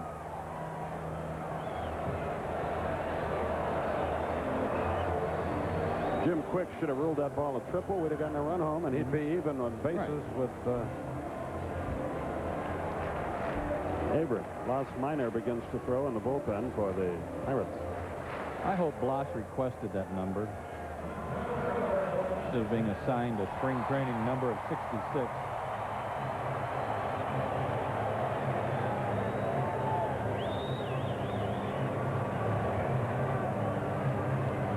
Nixon stands in there. Oh, we have to figure out where he's from. Maybe he lives on Route 66. I think could be. We worry about some terribly important stuff, don't we?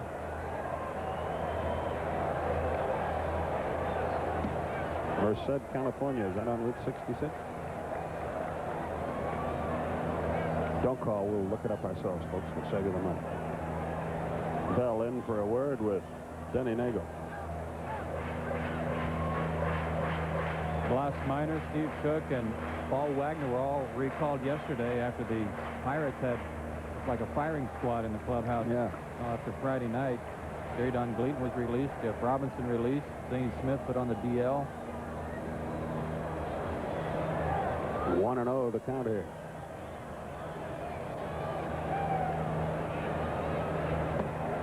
Downstairs, 2-0. Mark Lemke waits on deck.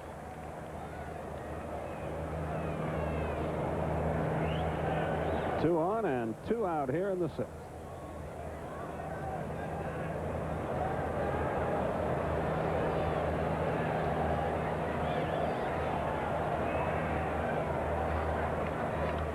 Boy, had a good cut, but he fouled it back. It's 2-1.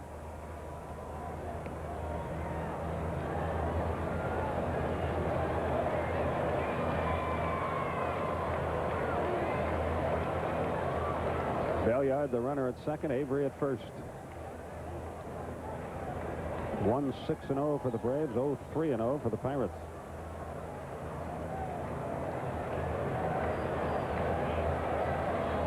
He threw him an off-speed pitch, left it high.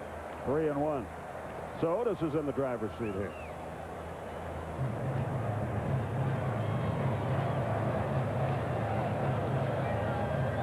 Nixon out of the batter's box. Now he stands back in. Braves have left 7 through the first 5 innings. They got a couple on there with 2 out again in the 6th.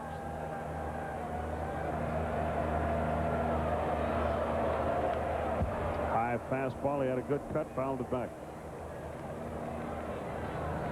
He just does Otis a favor when he gets behind in the count and has to deliver that fastball to him, because Otis, as we've seen, has been able, when he's been ahead in the count looking for the fastball, he's been able to turn on the ball and drive it.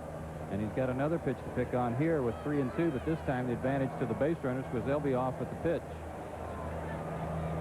The payoff to Nixon with 2 on, 2 out.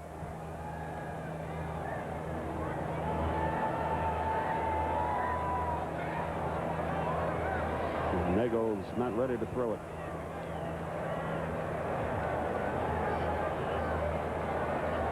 Belliard edges away at second, Avery at first.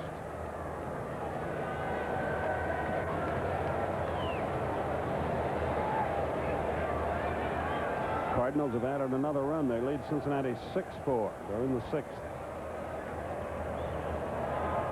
Nagel bluffs back towards second. And I know who's not enjoying this at all. That's the catcher, Don Slot. He's saying throw the blankety-blank ball. So is the shortstop, Jay Bell. He didn't have any intention of going in and covering the base, and when he bluffed back there, Bell just turned his back on him and walked out into the grass in left field. The 3-2 pitch. Popped him up. Short center field. Out goes King. In comes Espy. Espy has it, and the Braves have left 9 runners aboard in the first 6 innings of the game. 2 hits, no runs, no errors, 2 left. We move on to the 7th. 1-0 Atlanta.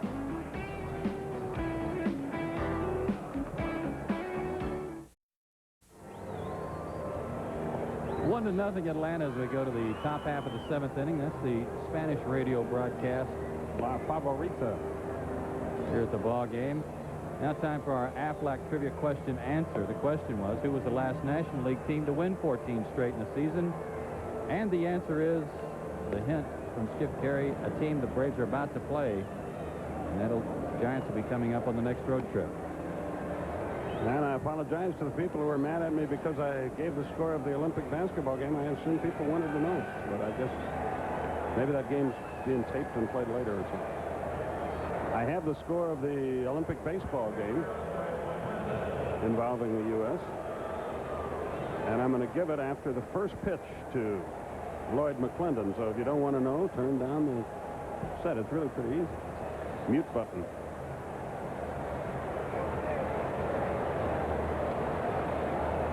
McClendon has struck out and bounced to short. Fastball, foul back this way, right up above us. 0-1 is the count. Okay, here we go. Sunday's result in Olympic baseball. United States 4, Spain 1. U.S. plays Taiwan at 9 o'clock tomorrow morning. You may now turn up your TV set. I know they don't know. That's a joke. Gee. A ball and a strike, the count. Roger Mason begins to work in the bullpen. Richmond leads 6-1 at the end of 6 over Syracuse. Keith Mitchell is at a home run. I hope it's okay to give that score. Base hit center field. There's the tying run aboard.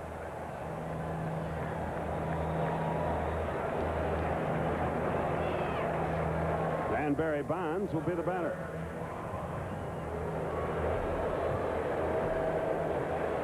Bonds has popped to first and flied to left. You mentioned that the Braves have left 9 men on base today, Skip. Hopefully that won't come back to haunt them. Everybody's kind of gliding here after getting that 1 run in the 3rd inning. It seems like that's supposed to be enough to win, and it has been of late, but this ball club can put some runs on the board in a hurry, especially with the likes of Barry Bonds up there with a runner on. And they have Andy Van Slyke available off their bench today. He was not in the starting lineup.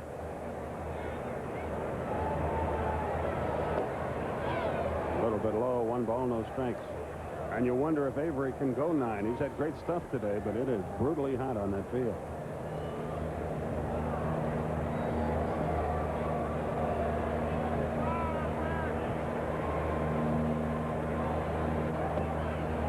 Just missed 2-0, and trouble appears to be brewing in the 7th. Runner at first, nobody out. No activity in the Atlanta bullpen.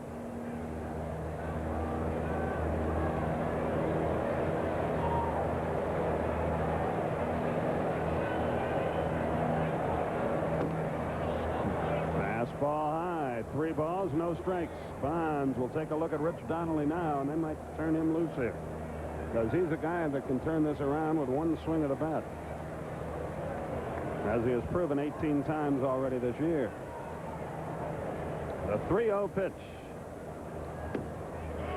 Strike call. Bonds started to flip the bat away. He thought it was high and away. It's 3-1.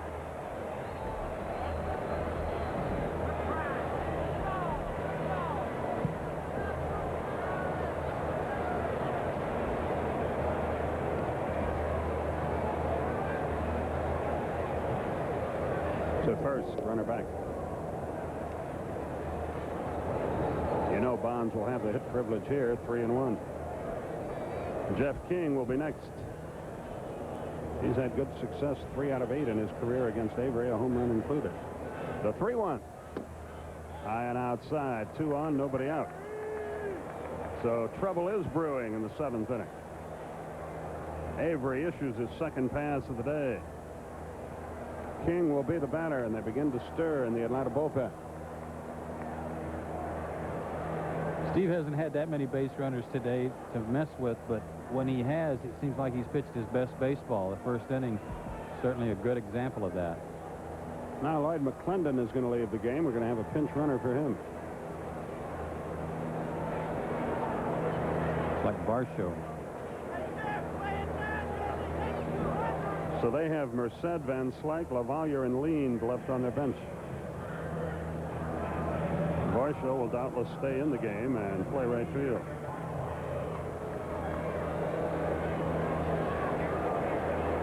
There's the Atlanta bullpen action. Marvin Freeman and Mike Stanton. And King stands in.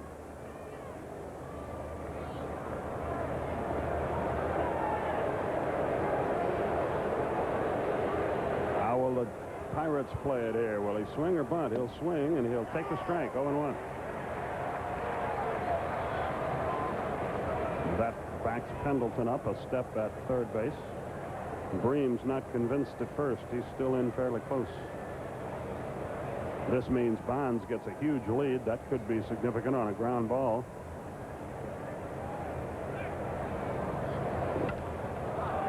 Fair into the left field corner. It's at least tied. Gant plays the carom perfectly. 1-1, second and third, still nobody out. He got the ground ball, but in the wrong spot.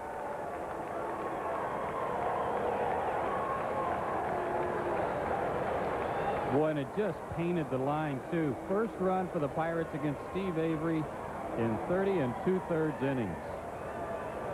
Breaking ball, and he just dropped the head of the bat on it and sent it right over the bag. That's only the 15th hit in the last 105 at-bats for a Braves opponent with runners in scoring position. The infield is going to play back for Atlanta. 1 ball, no strikes. That's a little bit surprising in the 7th inning. You expect him to try to cut the runner off. Leo Mazzoni on his way to the mound. Probably more than anything else to find out how Avery's feeling. McClendon hit his ball sharply, then the walk to Bonds hurt. Now, nothing against King. He hit his good enough, but if he hits it close to somebody, it's a double play. Instead, he pulled it over the bag. Leo's trip is a short one, and he returns to the Atlanta dugout. Don't forget those 9 runners left on in the first 6 innings against 2 young pitchers. Slot stands back in there. Cardinals bat in the bottom of the 6th. It's 6-4.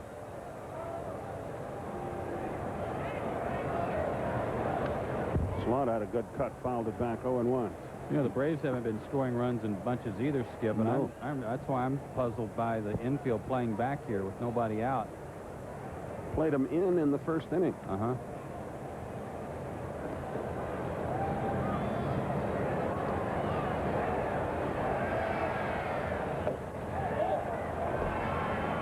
He didn't miss by much. Avery wanted it. 2-1.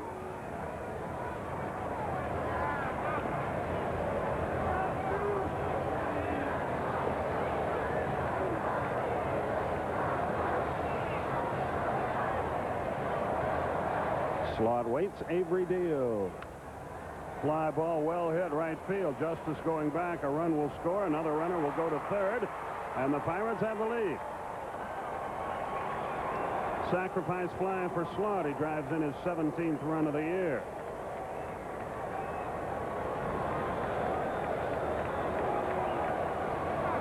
And a runner is at third with just one out. Cecil Espy is batter. And be alive for a squeeze play here. Now the infield will come in.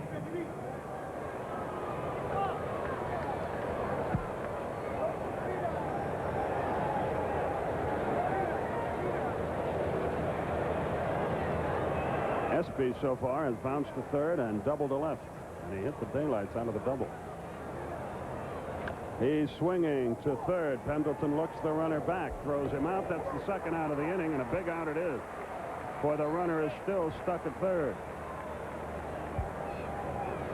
Terry, it was funny from this angle up here in the booth. I saw him ready. I was right in line with the ground ball. It looked like he was ready to leap in case he had to haul in that high bouncer, and then he didn't have to jump at all. It came right to him. Orlando Merced has grabbed the bat. He will come out and pinch it here. And Mason will come on, it would appear, to pitch in the bottom half of the inning.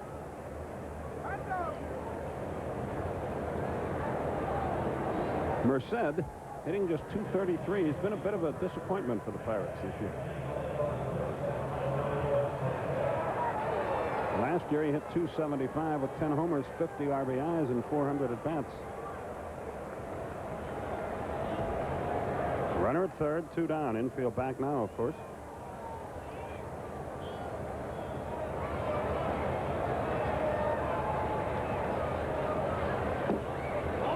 Breaking ball low from the right side. Merced hitting just .102.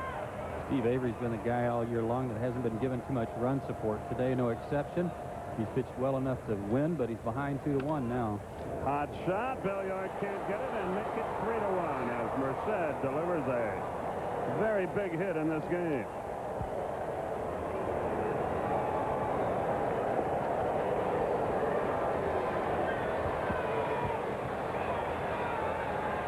Bobby Cox is on his way.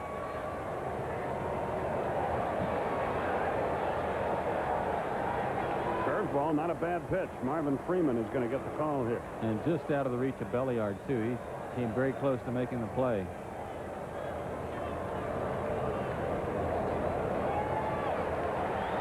So Avery gets a well-deserved hand. He wilts in the heat. He trails 3-1. Marvin Freeman comes on, and we'll be back after this.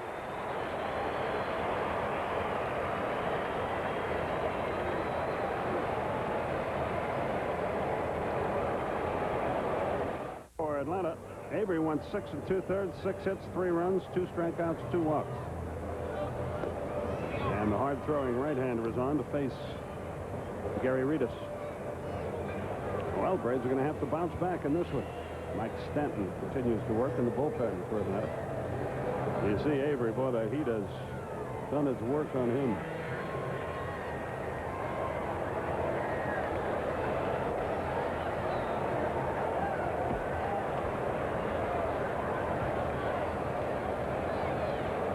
Reedus stands in there. He's 2 out of 3. Marvin goes to work. To first, runner back. Avery had his head hung down there in the dugout, but he has no reason to hang his head. He's pitched well. He may have given up a couple of runs, 3 runs here this inning, but his offense let him down a little bit today so far. Freeman deals a fast strike right through there. The hits are even now at 6, but where it counts, the Pirates lead 3-1. They have bunched theirs, half of them in this inning, along with a walk.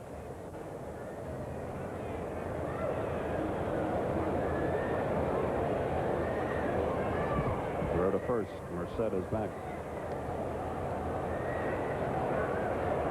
Reedus waits. They're in the 7th now in St. Louis. The Cardinals leading 6-4. Padres and Bruce Hurst beat the Mets 1-0. Reedus didn't get that. Phillies beat the Giants 7-2. Those are the only finals we have. Tom Lasorda was kicked out in the first inning up in Montreal by third base umpire Charlie Williams. That's all we know about that story. Don't know what the argument was about.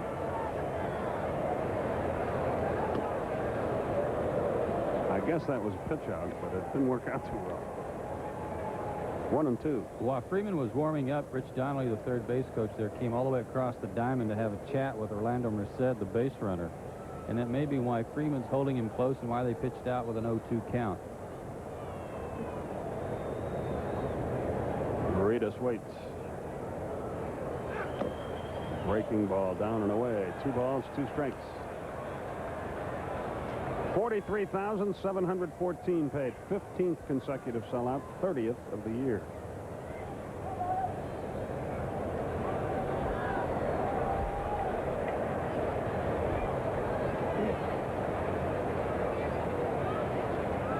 The 2-2 just did get a piece of a good breaking ball. Count stays the same. Looking ahead to the bottom half of the 7th inning, the Braves will send Lemke, Pendleton, and Justice to the plate.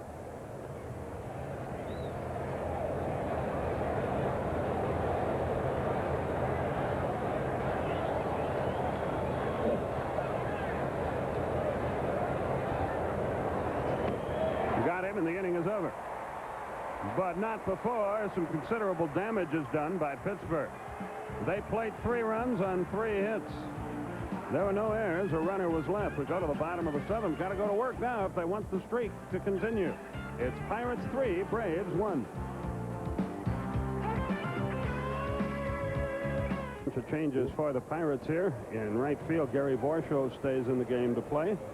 Orlando Merced stays in to play first, and Roger Mason is the 3rd pitcher of the day for the Pirates. Mason 2-6 for the year, a 3.54 earned run average, but he does have 6 saves. And Mark Lemke will lead off the bottom half of the 7th against him. It's a 3-1 ball game. Mason was tough here Friday night. He pitched 2 innings in relief and only allowed 1 base runner, and that was Otis Nixon, who was aboard on an error by Jose Lean.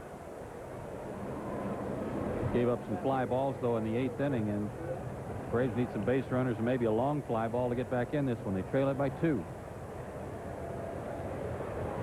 Mark Lemke will lead it off. Want to remind you again, Monday and Tuesday's games here sold out. Wednesday's business fans special. Still plenty of tickets available. August 4th through the 9th are sold out. Single tickets remain for August 10th against the Dodgers. Plenty of seats on the 12th. 11th, 12th, and 13th against the Padres are available. Lemke has batted once in the game and walked. Pitch to him is high and away. 1 ball, no strikes. Nagel went 2 innings, 2 hits, 3 walks, 1 strikeout, but no runs. He left stranded 5 men in his 2 innings of work. You said something earlier in the game on radio, Skip, about this on paper looks like a mismatch with Avery against the kid Wagner, but it doesn't work out that way. You still got to go up there and swing the bats and score some runs. 3-0 is the count. Yeah, this isn't a rotisserie league, and it's not played with computers. This is real. 3 balls, no strikes. On 4 straight, Lemke walks again. Well, there's a start in the 7th. And you can see Jim Leland is doing a slow burn. He hates it. He hates it when he brings these guys in and he gives up some walks. That was part of what led to the departure of Robinson and Jerry Don Gleaton. Terry Pendleton stands in 0 for 2 with a walk. Ray Miller is dialing the bullpen. I'm probably saying anybody who's got some strikes in his arm, start throwing.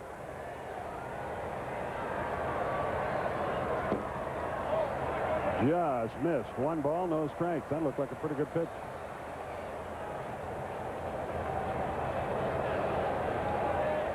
Bob Patterson up and throwing.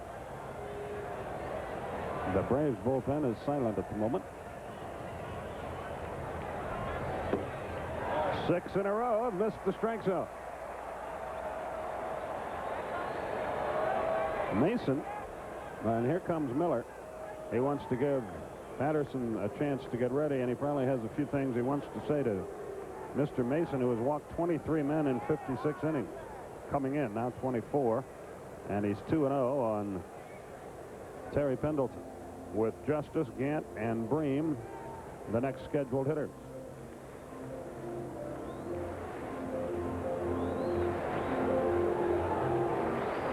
Dodgers lead Montreal 2-0 there in the bottom of the 7th now. Cardinals hit in the bottom of the 7th, leading Cincinnati 6-4. Cubs 4-1, bottom of the 6th against Houston in the Astrodome. San Diego has shut out the Mets, and the Phillies have beaten the Giants in other National League action.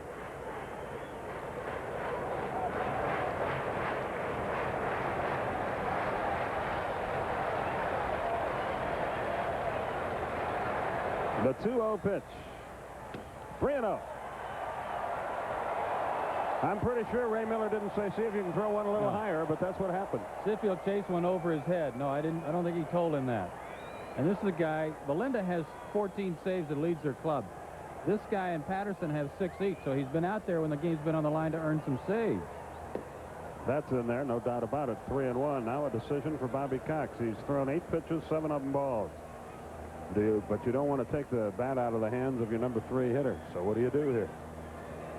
Every pitch, there's a decision of some kind that has to be made.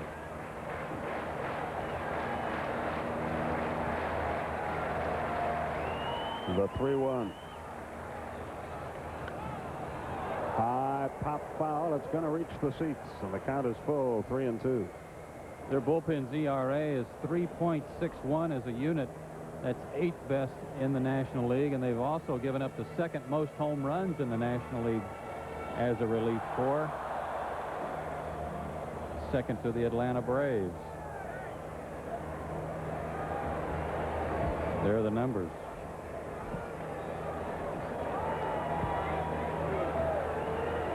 The payoff pitch, runner goes. Ground ball. Merced has it. He made a good play. That ball was hit hard. Lemke gets to 2nd. But the first out of the inning is recorded, and give him some credit. He battled back after falling behind 3-0. And here's Justice, and Jim Leland now has a decision to make, and he is going to stay with the right-hander. Watch how Merced backhands this ball in the soft dirt right there where the base runners generally get their leads. Sometimes you get some bad hops in that area, but Merced was able to handle that one. Justice stands in. He is 0 for 2 with a walk. Joe Simpson, Skip Carey with you from the ballpark in Atlanta. The streak is in jeopardy here. The Braves trail 3-1, 1 on, 1 out, 7th inning. Lemke at 2nd, 1 out. Right through there with a fastball, 0-1. He challenged him and got away with it there. Last night, the outfield defense for Justice had him played a little bit more around to left, at least Bonds, that is. And Bonds is playing him straight away in left field now. Everybody else playing him to pull. Curve stayed low, and the count evens, 1-1. 1 on, 1 out. There's a look at that defensive alignment for you.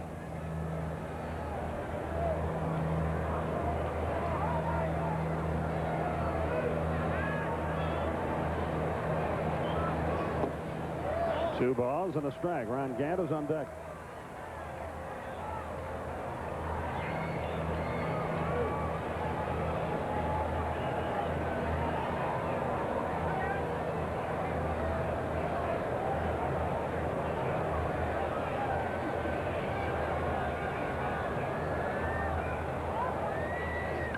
High, lazy pop, short right field. Varsho coming in, battling the sun. Now Espy calls him off and makes the catch for the 2nd out of the inning. So Ron Gant is the batter, and pretty good comeback for Mason after walking the leadoff man in the inning and then going 3-0 on the subsequent hitter. And both of them left-handed hitters, too. Did a good job to come back and get them, and now he's got the right-hander up there. Ron Gant surely will see a lot of sliders. Sid Bream is next, and already Jim Leland is thinking ahead. Do I want to have, if it gets to that, do I want Mason against Bream, or do I want Patterson perhaps against Brian Hunter?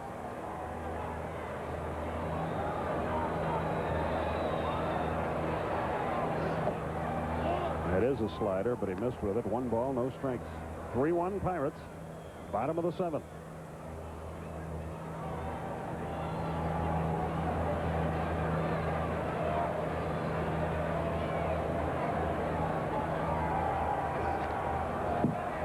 tipped it back with a check swing. Rounds had a frustrating day. His first time up, he tried to check his swing, and a little dribbler out in front of the plate was thrown out. His next time up resulted in a pop fly to the pitcher's mound. It was caught by the first baseman, and then he chased Bonds to the left field wall and just missed hitting a grand slam home run, which would have changed the complexion of this thing considerably. The 1-1. And that'll end the inning. Another high pop. Who wants it? King squeezes it, and the inning is over. So the leadoff walk does no good, and now the Braves have left 10 men. No hits, no runs, no errors, 1 left. We move on to the 8th inning. Pirates lead it 3-1. Throwing in the Atlanta bullpen as we go to the 8th inning, and Jay Bell, it's a long drive to left. Gant is at the wall, and that ball is gone. There's some Pirate fans here, and they're hooping and hollering now. Their lead extends to 4-1. Number 4 for Bell is 28th run driven in. 28, another number that the Braves lead. We just showed you that graphic about home runs allowed by the bullpen. 28th of the year given up by the pen. Marvin Freeman has allowed 5 now. And it's a 4-1 ball game, and John Wehner stands in there. He is 0 for 3.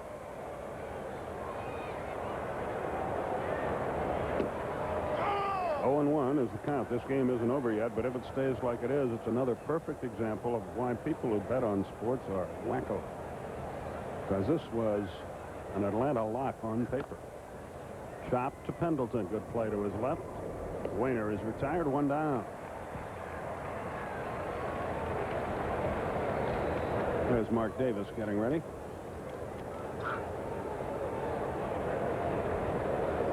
And Bobby Cox is on his way to the mound. Gary Varsho is going to be the batter. He's got the left-hander down there, so Davis will make his Atlanta debut. Freeman went 2/3 of an inning, gave up a hit and a run. He also recorded a strikeout.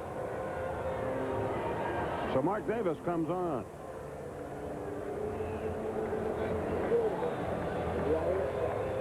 And Davis makes his, not his National League, but his Atlanta Braves debut. He's 31 years old, out of Livermore, California, lives now in Scottsdale, Arizona. And we'll tell you more about him when we come back right after this. Way back in 1980 with the Philadelphia Phillies, then went to the Giants, then to the Padres. He was involved in the Kevin Mitchell deal and signed as a free agent by Kansas City and by John Sherholtz back in 1990 when John was over there, and he's had an awful time there. 2-7 in 90. 6-3 with a high earned run average of 91, and 1-3 this year, a 7.18 ERA. But he's back in the league where he had some great success. 28 saves in 1988, 44 saves, and a Cy Young Award in 1989 in San Diego. 1 out, nobody aboard. A run is in. It's 4-1. Gary Varsho the batter, and he lines one to Lemke. 2 down. First pitch, and Varsho tried to welcome him back to the National League with a base hit, but he hit it right at the second baseman. Fastball. And you'll see Mark Davis throw some curveballs, and he's got a very good curveball. Here's Barry Bonds. He is 0 for 2, but he walked to key that 3-run 7th. Mark Wohler's up in the Atlanta bullpen.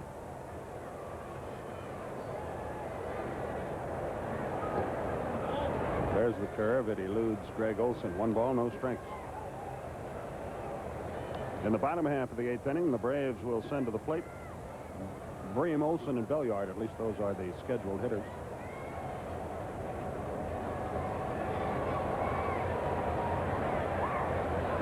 Denny Nago stands to win it if it stays like it is now, and Steve Avery will lose it. 2 balls, no strikes. The count to Bonds.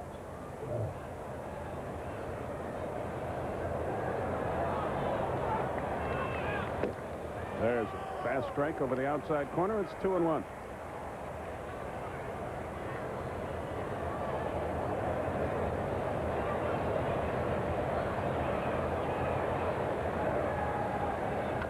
And that ball is ripped into right center. Justice on the run hauls it in, and the inning is over. One hit, one run. The home run by Jay Bell. No errors and nobody left. We go to the bottom half of the 8th inning. 4-1 Pirates.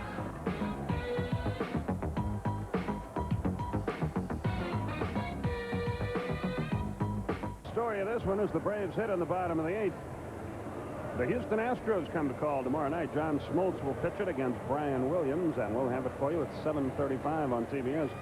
Hopefully the Braves will rally and will be shooting for their 15th in a row tomorrow night. If not, we'll be trying to get another streak started.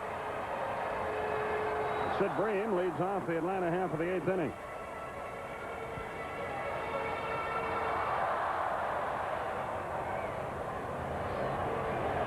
Mason gets ready to go to work. Bob Patterson, Stan Belinda in the bullpen. And the pitch to Bream is high. 1 ball, no strikes.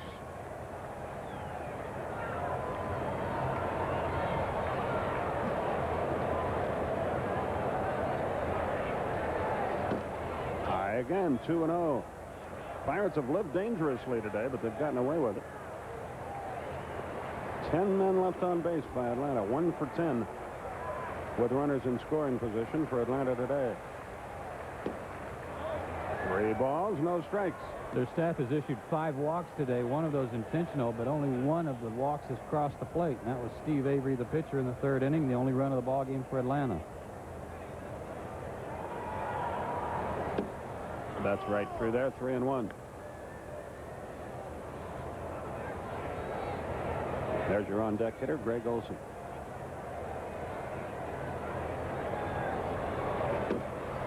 There's the start. Bream draws a pass. Second walk for Mason.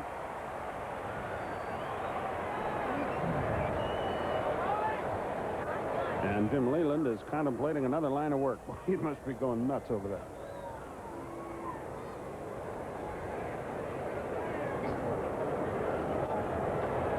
Don Slaught goes to the mound to visit with his pitcher. Cardinals bat on the bottom of the 7th. It's now 6-5. They lead Cincinnati. Jeff Blauser will pinch hit next for Rafael Belliard, and here comes Leland, and it looks like it's double switch time. Andy Van Slyke is going to check into the game.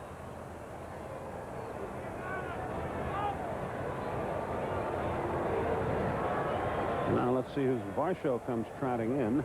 Espy is going to move over to right field. Bonds is going to the bullpen for a rest. And to get out of the heat, which is not a bad idea. And Mason is going to the showers to cool off. So Van Slyke will check into the game, and he will bat 9th.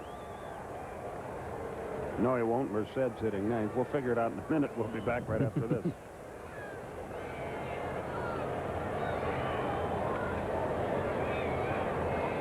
Van Slyke checks into the game to play center field for the Pirates. Espy moves over to right, and Stan Belinda comes into the game to pitch.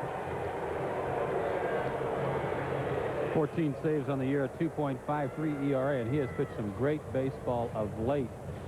I'm not sure how many pitches he got to throw in the bullpen, but it wasn't many when Jim Leland made the call down there. Patterson had been warming up and was ready to go. Belinda had only thrown 3 or 4 pitches before he got the call. Last 2 months, he's been outstanding. And I'm sure Leland's asking himself now, if I was going to use him here, why didn't I just start the inning with it? But, you know, that's hindsight, and that's always 20/20. He surrendered 2 runs in his last 3 outings, but Belinda had put a streak together of 18 shutout innings before that. Along with those 8 saves and a 0.79 ERA, he's 2-0 over his last 19 games, too. We figure that Van Slyke will be in the leadoff spot, and the pitcher Belinda will hit cleanup for the Pirates. Greg Olson will be the batter. He's 0 for 3.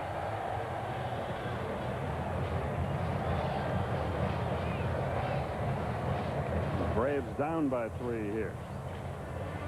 Wohler's up again in the Atlanta bullpen. Patterson continues to tune up for the Pirates.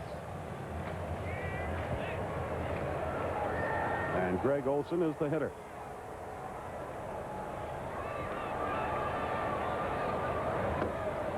That's high. 1 ball, no strikes. Another walk couldn't hurt. And you can see how tough he can be on right-handed hitters, too. sidearm delivery. Makes it very difficult for the right-handers to pick it up. Good fastball, good slider. The Braves have only overcome one 3-run deficit to win a game this year. That's one of the reasons for that is the excellent pitching. We haven't very often been down that often. A couple times we came back to tie games, but then let them slip away. 2-0. 3 balls, no strikes.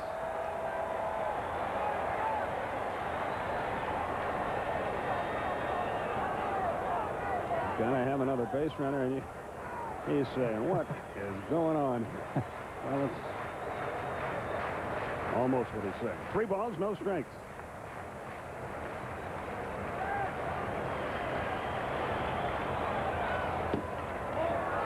The tying run comes to the plate, and the person of Jeff Blauser.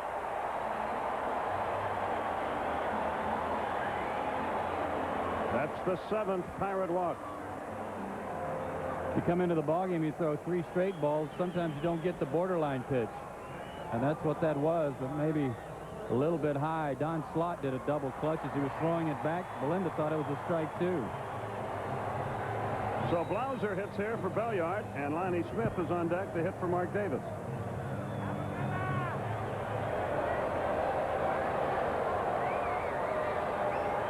Two on, nobody out. That's right through there. No argument about that from either side. 0-1. There's Lonnie. A long one here would tie it up. They go to the 8th in St. Louis. It's a 6-5 game.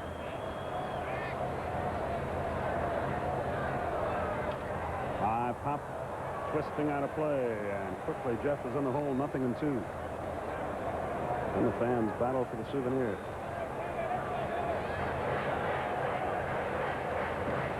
Two on, nobody out. 8th inning. Pirates have out-hit Atlanta 7-6. They lead 4-1.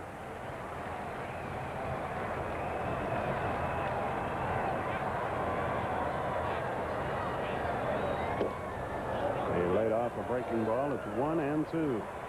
And he'll probably see another one of those. That's what Belinda does to you after he gets ahead in the count. Seems like he drops even farther sidearm. Tries to get the right-handed batters to chase a breaking ball out of the zone. The 1-2. Here we go. They threw a fastball down, and Blauser fouled it off. Belinda was 7-5 last year with 16 saves, a 3.45 earned run average. He was a busy man. He appeared in 60 games. He's out of Huntington, Pennsylvania, lives now in Fort Matilda.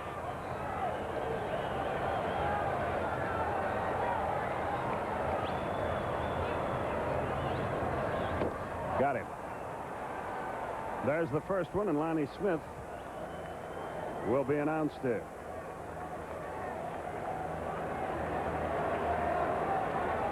This was a fastball, looked like, and Jeff just swung through it. Oh, it rode up and in on his hands. That's why. Couldn't get the bat out in time. And a pretty good pitch. Here's Lonnie.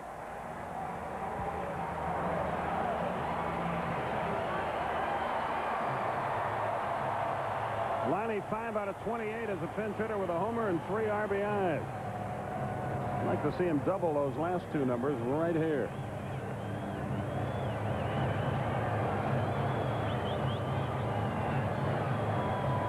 Blauser leads away at second. Olson at first. Rather, Bream, excuse me, leads away at second.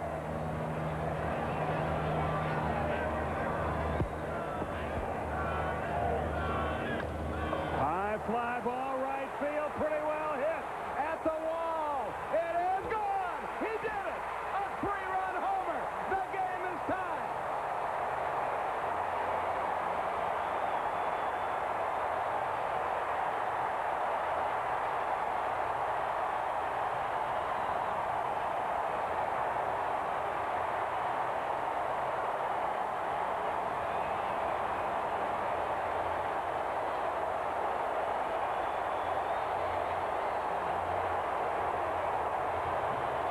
The walks finally came home to roost. It's 4-4.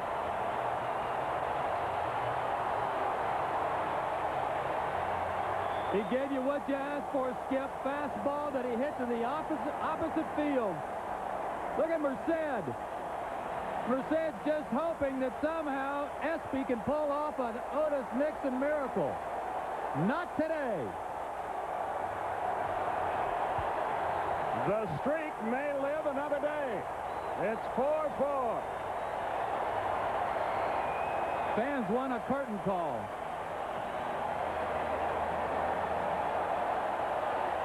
But it doesn't look like they're going to get one. Otis bunts. It's to the first. Beat it. Slot gambled and lost. It would have gone foul, I think.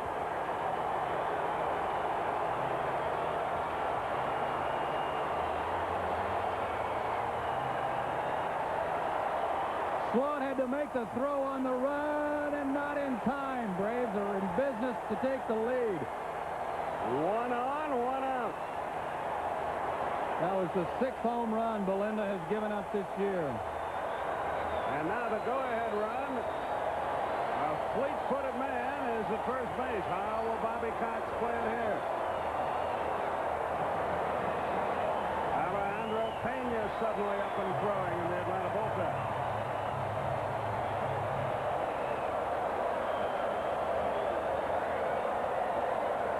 Lemke waits.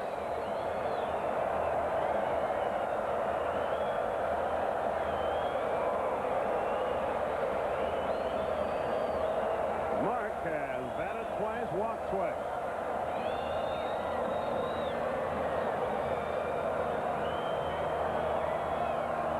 Belinda steps off. You keep talking about you can't expect Pendleton, Justice, and Gant to do it every day. Well, today it's the seldom used Lonnie Smith that's a big hero.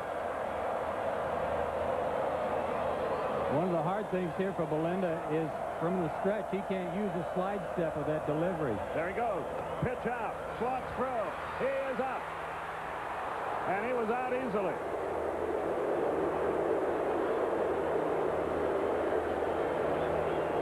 They pitched out, and it wasn't really close. No, it wasn't close. Good pitch. And look where Slot caught the ball. He was completely out into the right-handed batter's box. And made a perfect throw, too, right on the bag. So 2 out, nobody on.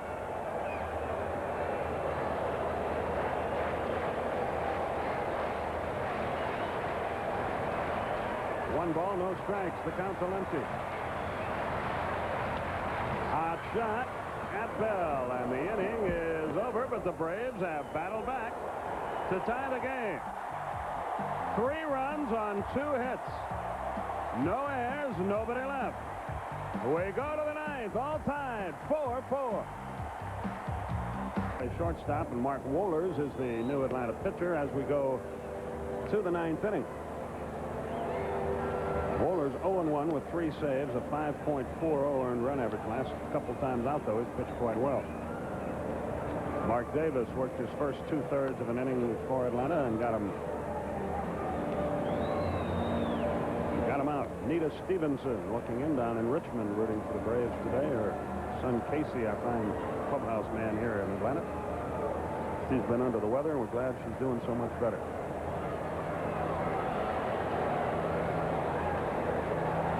Jeff King will lead things off in the 9th. Kent Merker up in the Atlanta bullpen now. It's King, Slot, and Espy due. And then Orlando Merced.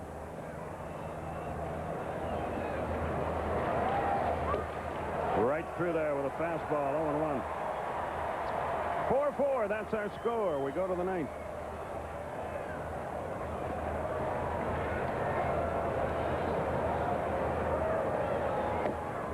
Fastball low and away, a ball and a strike. No finals yet, but in Baltimore in the American League, but Texas just scored 4 in the 10th. They lead Baltimore 6-2 in the 11th. Kansas City and Cleveland are 1-1. Foul back to the screen. It's a ball and 2 strikes. Looking ahead to the Atlanta half of the 9th inning. The men you want up there are going to be up there. Pendleton, Justice, Gant. Wohlers last worked in the first game of the St. Louis series, and he only pitched to 1 batter, Andre Scalaraga, and blew him away on 3 pitches. 1-2 delivery. Breaking ball outside. He took a little off. It's 2-2.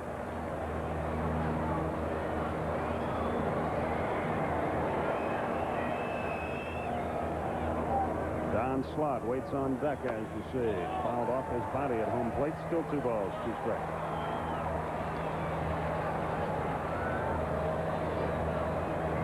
Many of the fans have headed for home on this sweltering day, and they've missed a lot of excitement in the bottom of the 8th.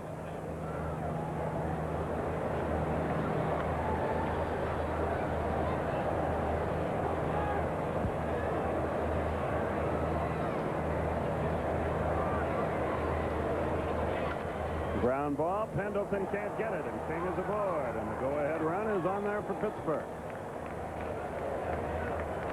And Slott is the batter. And then Espy, and then Merced, and then Van Slyke. Terry almost came up with this on the dive, just outside of his glove, but King has 2 hits in his last 2 trips. Remember, he got the double, the big hit in the ball in the game for the Pirates in the 7th inning. That one right over this bag. This one to the other side of Pendleton. So Slott, the hitter, he handles the bat pretty well. As Joe told you the other night, he likes to go to the off field. Bream has to hold the runner on at first.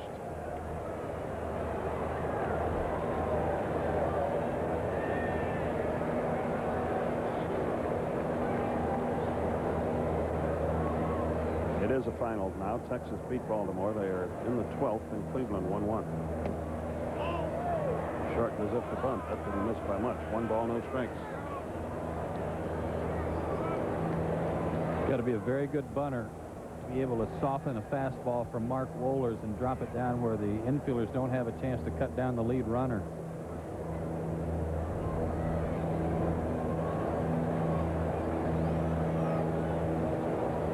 One ball, no strikes.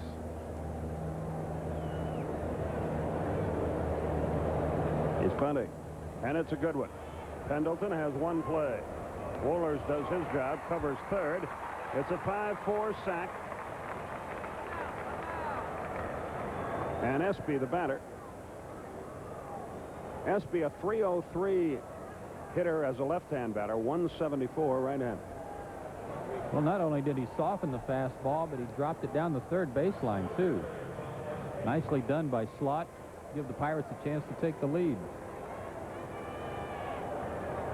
Espy, a better hitter from the left side, and that's the way he'll bat here.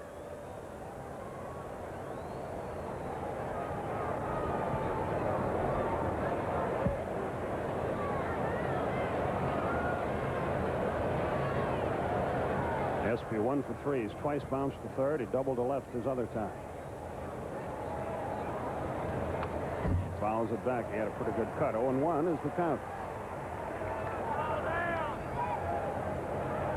The next hitter, Merced, has had a better year as a left-hand hitter, too, but he got a big hit right-handed his last time up there.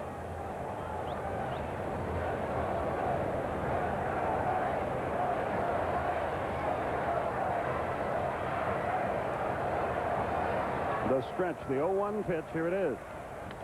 Swung, little looper into short left field. Gant is there waiting. 2 out.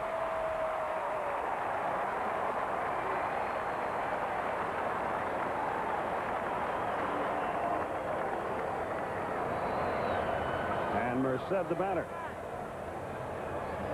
And Van Slyke on deck.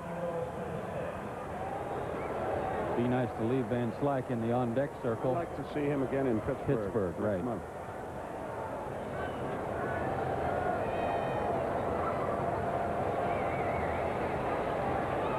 Bottom of the 8th, Cards 6, Reds 5. Here it's 4-4, top of the 9th. Not much on that pitch. 1 ball, no strikes. 4-8-0. That's the line score for both clubs.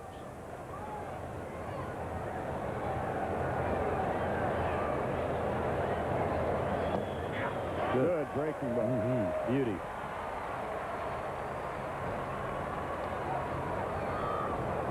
When you go up there looking for nothing but gas from this guy, then he drops over this breaking ball. You begin to scratch your head and wonder which one you're going to have to pick out next time. The 1-1. He bounced it up there. Good play by Olsen. He's as good as they come at that. 2-1.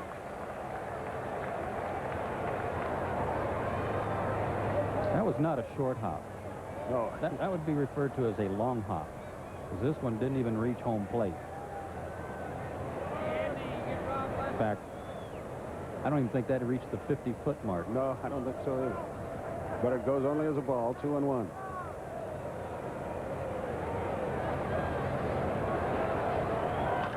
Line drive, center field, base hit, runner around third. Nixon's throw is terrible. The runner is in, and Merced is at second base. Nothing fluky about that. It's a single.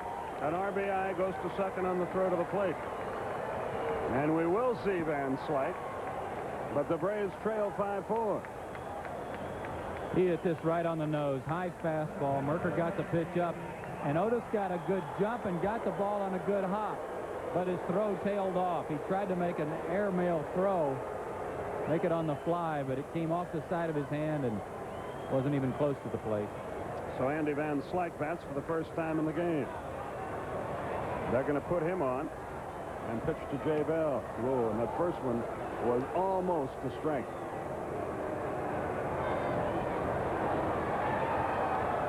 Somebody got a base hit on a pitch out the other day.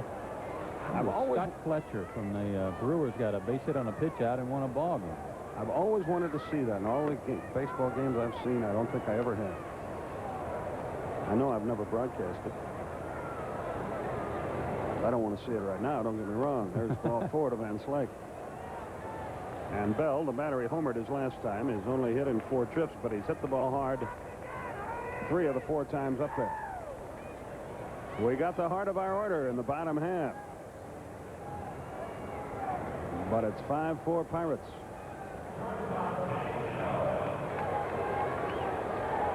In fairness to Nixon, I don't think with a perfect throw he'd have gotten him.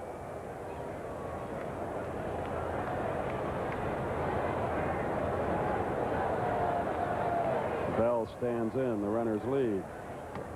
Almost to the backstop. 1 ball, no strikes.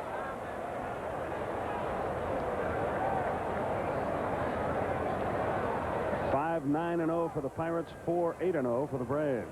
Lonnie Smith's 3-run pinch homer brought Atlanta back. But the Pirates, to their credit, have rallied themselves and again taken the lead. 2-0. John Wayner is next. He's 0 for 4.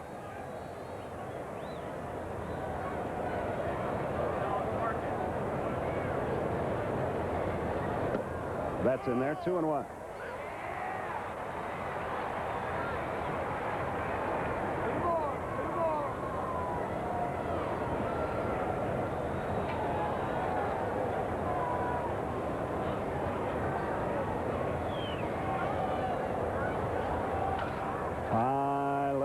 Fly short right. Justice is there.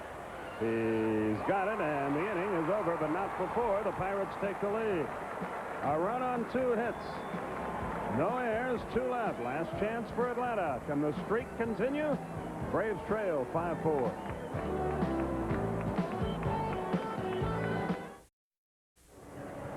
Looking for one more miracle as we go to the bottom of the 9th. Pendleton, Justice, and Gant are up there. The 13-game winning streak, trying to reach 14, is on the line. Belinda will try to nail it down. He seeks his 15th save of the year. Terry Pendleton is 0 for 3 with a walk in this one.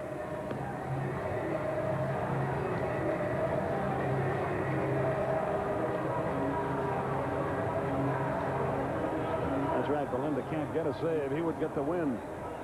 His chance at a save went out the window on Lonnie's homer.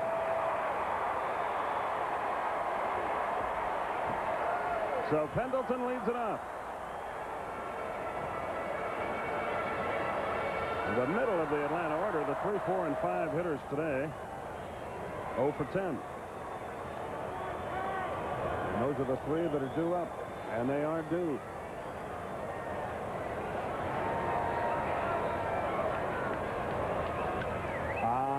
Fly ball left center field, and Slyke is there. 1 up. David Justice, then Ron Gant, then Sid Bream if we get that far. The Braves have a record of 5-5 when they've been tied after 8 innings. They need a run here to stay alive.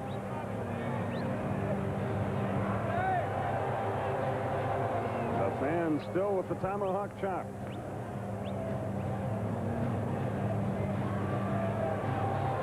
Braves have won 37 of their last 47 games, including the 13 in a row. Oh, what a cut he had, but he fouled it back 0-1. They're in the 13th in Cleveland now. Kansas City and Cleveland 1-1.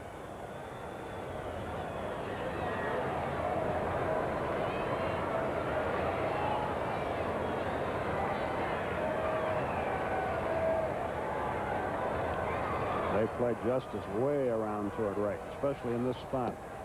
Curve blowing outside. They know he's going to be trying to jack one right out of here and tie it up again.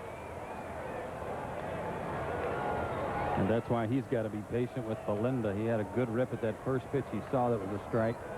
But make sure he gets Belinda in a situation where he can attack another one.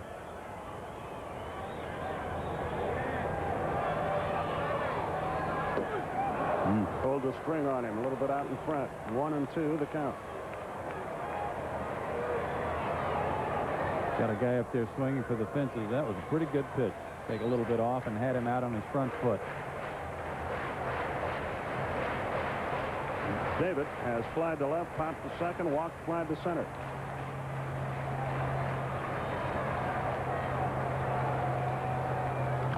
Fastball, little tap, tough play for King. He just got it. 2 down. For a first and third baseman, King has handled himself well at second today. It's all up to Ron Gant.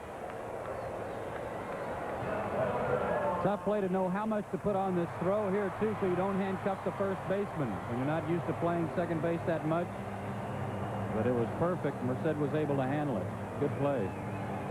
Perhaps the biggest play of this game was in the 5th inning. Looking back, 2 out, nobody on. Lemke walked, Pendleton walked, Justice walked. And then Ron Gant sent Barry Bonds to the wall with a long line drive that would have been a grand slammer. Way out in front. He pulled the string. 0-1.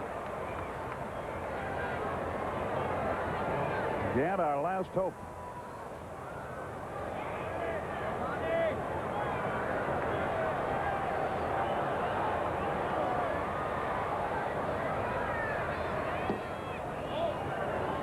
A ball and a strike.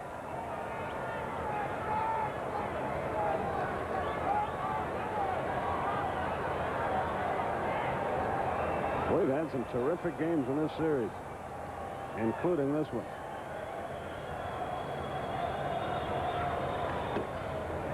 Just missed outside. 2-1. And after all those bases on balls, Jim Leyland's got to be pretty thankful, feeling pretty good about the fact that he's 1 out away from a win.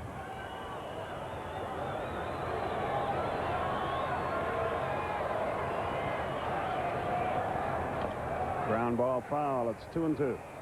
8 walks by the Pirates today. 2 of them have scored. Braves have left 10 runners on. The Pirates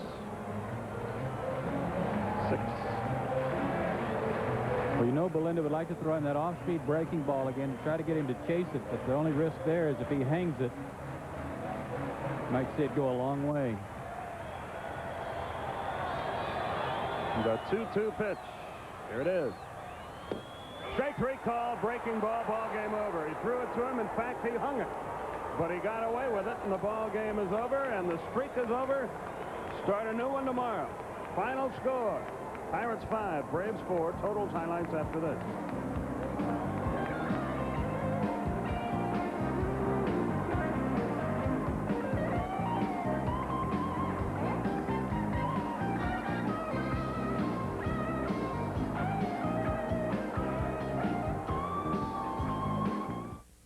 Pirates get 3 in the 7th, 1 in the 8th, and 1 in the 9th to stop the Braves' victory streak at 13 games by winning it 5-4 this afternoon here in Atlanta. 5 runs, 9 hits, no errors, and 6 men left for the Pirates.